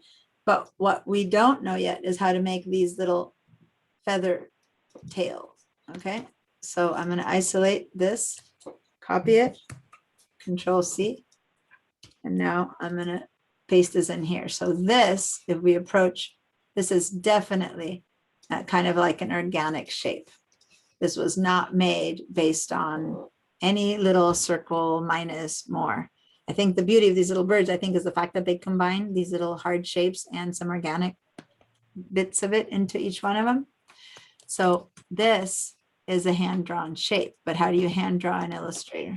Okay, so there's a couple different ways, but there's more than a couple different ways, but this is what we're going to be working with next week, how to make all these things that are not based off of basic shapes. But see how far, I mean, you can get really far with basic, you can make basically everything about this bird except for these little tail with basic shapes. That said, if you did want to make this tail, if you did want to make this little birdie with basic shapes, you can. So how would we make a kind of shape like this? If it weren't the same one we're imitating, but we just want to make three little tails out of basic shapes. Once again, one circle, or let's make a fatter oval. And then let's make another one just like it, or similar to it. It doesn't even need to be just like it. So here we go. I make two shapes that overlap, and I'm looking only at the intersection now. And I can either with a shape builder get rid of these two bits, or I can go over here and say that I just want to keep my intersection. And there you go. Now this can be tail feathers number 1. You know what I mean? And then I make another intersection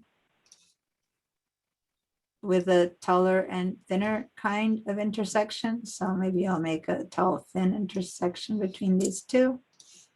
I select both, and this time with the shape builder, minus this, minus that. Now I've got a long little feathered tail that I now just drag over here, and I'm going to put in this position, right? Made my second little tail and make another little tail feather here. So you see how it's beginning to take shape with basic shapes, just by combining them and transforming them with the shape builder tool or the Pathfinder, the two things that I've taught you. And then I'll make another one in here, and maybe I distort it in a bit slightly different direction. And now I drag it out, and it's the long tail. Just down there. So maybe those are my 3 little tails. I haven't done the body. This is the wing. Of course, these things need a different tone. Anyway, I'll keep doing this. Let me give it a body. I don't know how big the body ish should be. Say that it's about yay big. Go to layers. Make sure that this pink is underneath the wings. And there's kind of the beginning of my body. I got to include it's like a fish right now. Anyway, let's make the wings bigger proportionally. Oh, and see how the wing is under the other one. So I need to go find that wing and put it up on top. So it sits over the feathers, etc., etc. Now I need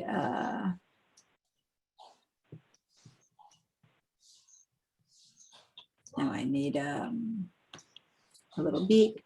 So again, how did we make the beak? Polygon, triangle, minus, minus, minus, minus. Got my little triangle that I wanted. Okay.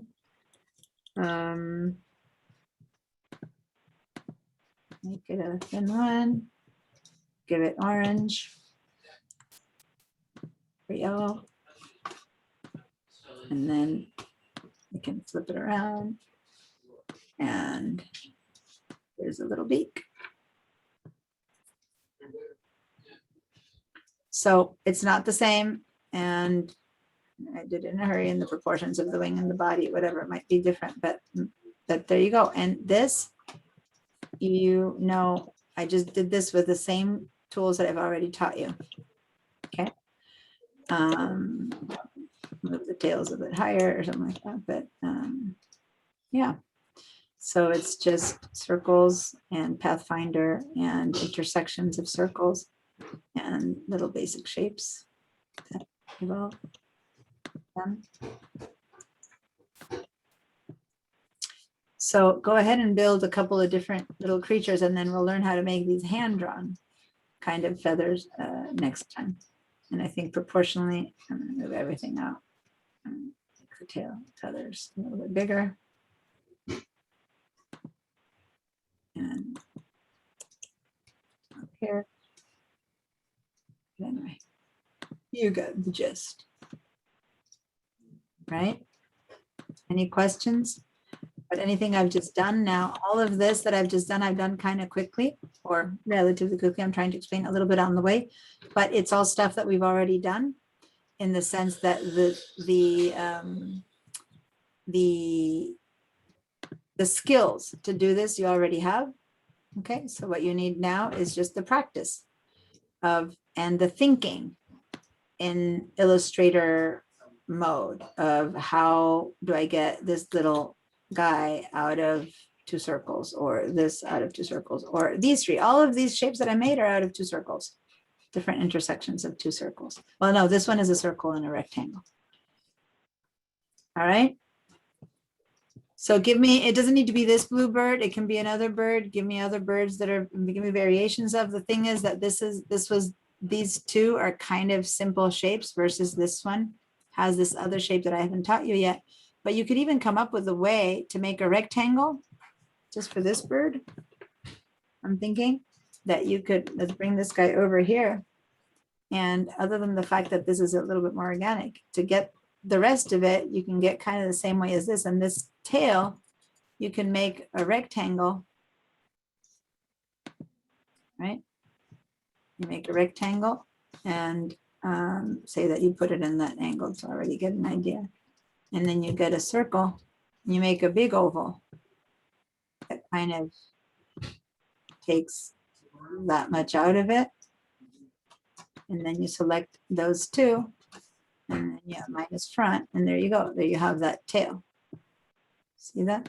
So basically, everything I've shown you right now, and then you give that little body and that little body, and there comes your second little bird. So other than that, the majority of what's in here, I think those feathers and like these little three guys on top of this bird's head, there's just a few things that are not like computer basic shaped based. That's it. In fact, the more I look, those are the only ones that are not basic shapes. Everything else in here you can make with basic shapes. All right. So your challenge, build me another bird, one bird. And if you want to build 10 or 15, and as I said before, build me a peacock, you're welcome to do that. But at least build me one more bird. Okay. Okay. Any And- questions? Oh, yes. I Yeah, don't know where I am in my Illustrator, so. that's fine. I'll stop my screen. I'm going to save this, by the way. Don't forget, those of you who are done, once you're done with all of this, the most important thing for VDI people is select your Google Drive and disconnect. Go to preferences as disconnect account until the next time you open Illustrator, so that all these pop in nice and fresh. Okay.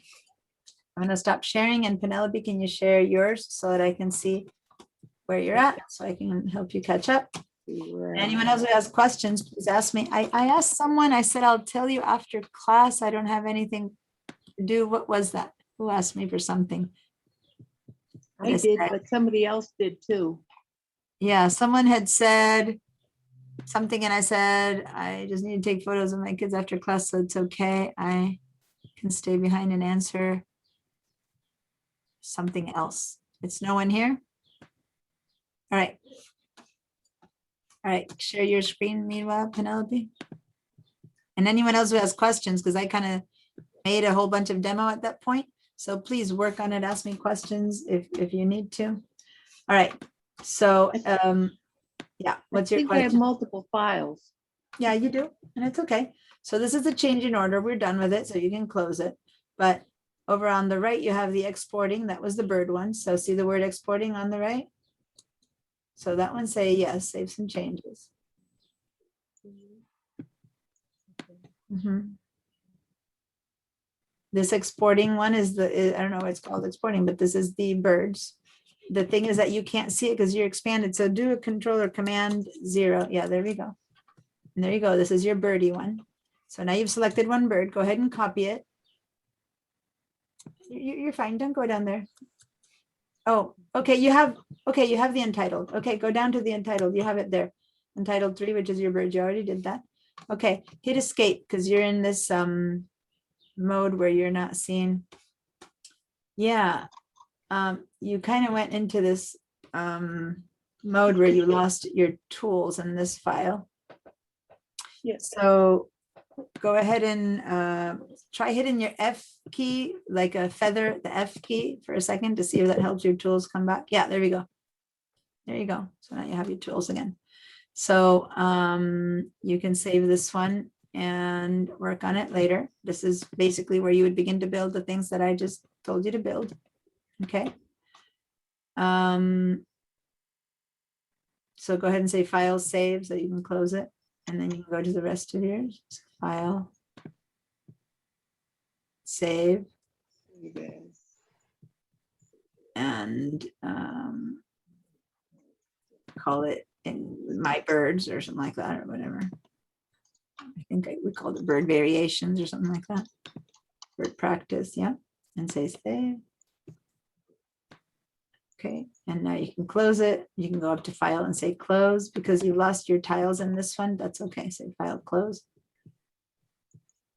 Okay, and then bring you back. Then I had a question about the Let me just show you something. robot. Let me hold on. You lost the tabs up on top. So let me actually.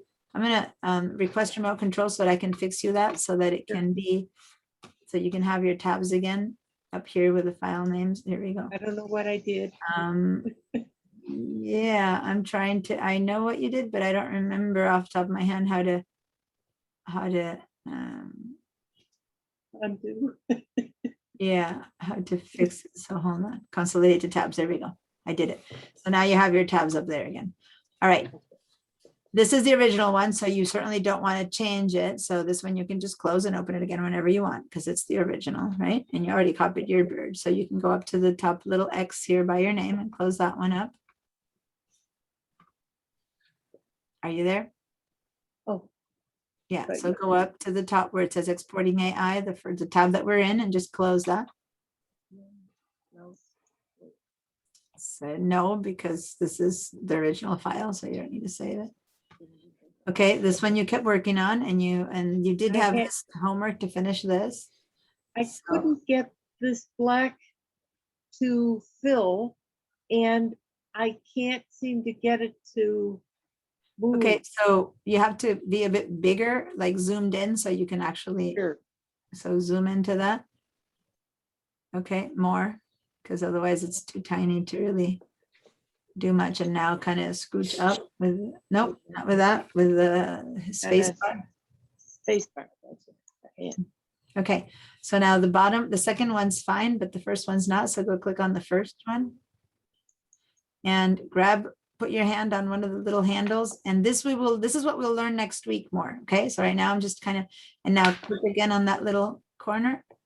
And now just drag it up a teensy bit so it straightens up. And if you hold down your shift key, it'll forcefully become perfectly straight. Yeah, there we go. And now let go of your mouse first. And there you go, you straightened it. And if you want it to be longer, you just pull it out to the right or to the left, and then it becomes a little bit longer. So how do I get to change the color? Change the stroke color. So go up to the right to the properties, because this is a stroke, not a fill. So go to the properties panel and choose the stroke color. So, which is that box. Yeah, not the word stroke, but yeah, that. And change the color of your stroke. Okay. Mhm. So why is this a stroke and not a, Because it's a line, and a line doesn't have a fill. You can't fill a line. We just used a line, the pencil tool, and so all it can be is outlined. It's got a stroke. Okay, see the shape is just a line. So there's no fill to a line. That's all. okay. Because I did this one that way using this stroke. Yeah, And and then the other one over I there, did I can making the rectangle. and yeah, and I can bringing see the because they're a corner. bit squarer, and so the corners aren't so curvy. It's more like on the left side, you'd have more like a capsule, like Right. a pillar capsule, and then on the right side, you have more like a squared off rectangle, because that's as small as it gets. So you end up with a different shape. And I thought that the template in the bottom called for more of a capsule, so I chose that thing to show you guys, but yeah. All right, so you can save this and close it, or unless you're gonna keep working today, because you need to finish it out. But if not, you can close it. Now, if I wanted to use my Wacom, not that I know how to use it, but if I wanted to, Yeah, that's how what I would use. I? This is my Wacom. I use my pen from my Wacom tablet that I have right here. Ask me again next class and I'll show you, because I wanted to show everyone and I wanted to demonstrate it. So thanks for mentioning it. Yeah, Thank you. I'll show it to everyone. All right, so close that one. And then the next untitled, I don't know what it is. Oh, it's this one. So you can save this as things that you've been playing around with. This is one from the other day. So you can close that one up. And then like the May 28 shapes, you can close it without changing it, because you didn't do anything new in that one today. So you can just close it. So when I say close it, you can go up to the name where it says May 28 shapes and click on that little X right next to it. All the far right. Yeah, that little X. And if it asks you to make, If I wanted to save it, well, it'll ask you if you made any changes, it'll ask you to save and then say yes. If you didn't make any changes, it'll close it because you made no changes. But if you did, it'll prompt you. Now this so one, that's really better to click on the X than go to file. well, either way, if you go to file and save, you know you need to save. If you click on the X, the computer will tell you, you didn't save. Do you want to save? So it's fine either way. This is quicker because you just do one movement and it tells you, oh, you need to save, like it will here. And you say, yeah, save. But now, if I wanted to change the name of the file, it would be better to go go ahead. to file. Say yes to this one because it has no name. Okay, so now you get to put the name you want. The only time you need to do a save as is if you have an existing file that you want to duplicate exactly the same and change the name. But in this case, it didn't have a name, so just doing a save gives you the, see at the top, the box says save as. It is the save as document, and so you give it the name you want, which was compound shapes and groups is really what we practiced in this file.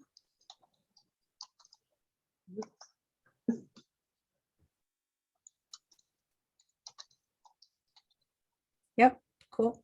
Very good. Thank And you. now you say okay. Okay. And Now then you play have with the this robot, which yeah, so you can, again, if you made changes, it'll ask you to save. Say yes. Okay. And Well, cool. and you're done. Now you can close Illustrator. Fantastic. Thank you. All right. Cool. Any questions, Joyce or Johnny? No, that you're still here. Okay, cool. Have fun, make some fun stuff, show me some fun stuff, or some basic stuff, or some mistakes and some failures. I don't care. Show it all to me. Get some done and have a great week until I see you next week, unless I'm seeing you on Tuesday and Thursday for digital design techniques. Thank you, Diana. Right. Bye. See you guys. Bye. Bye. Bye, Leland.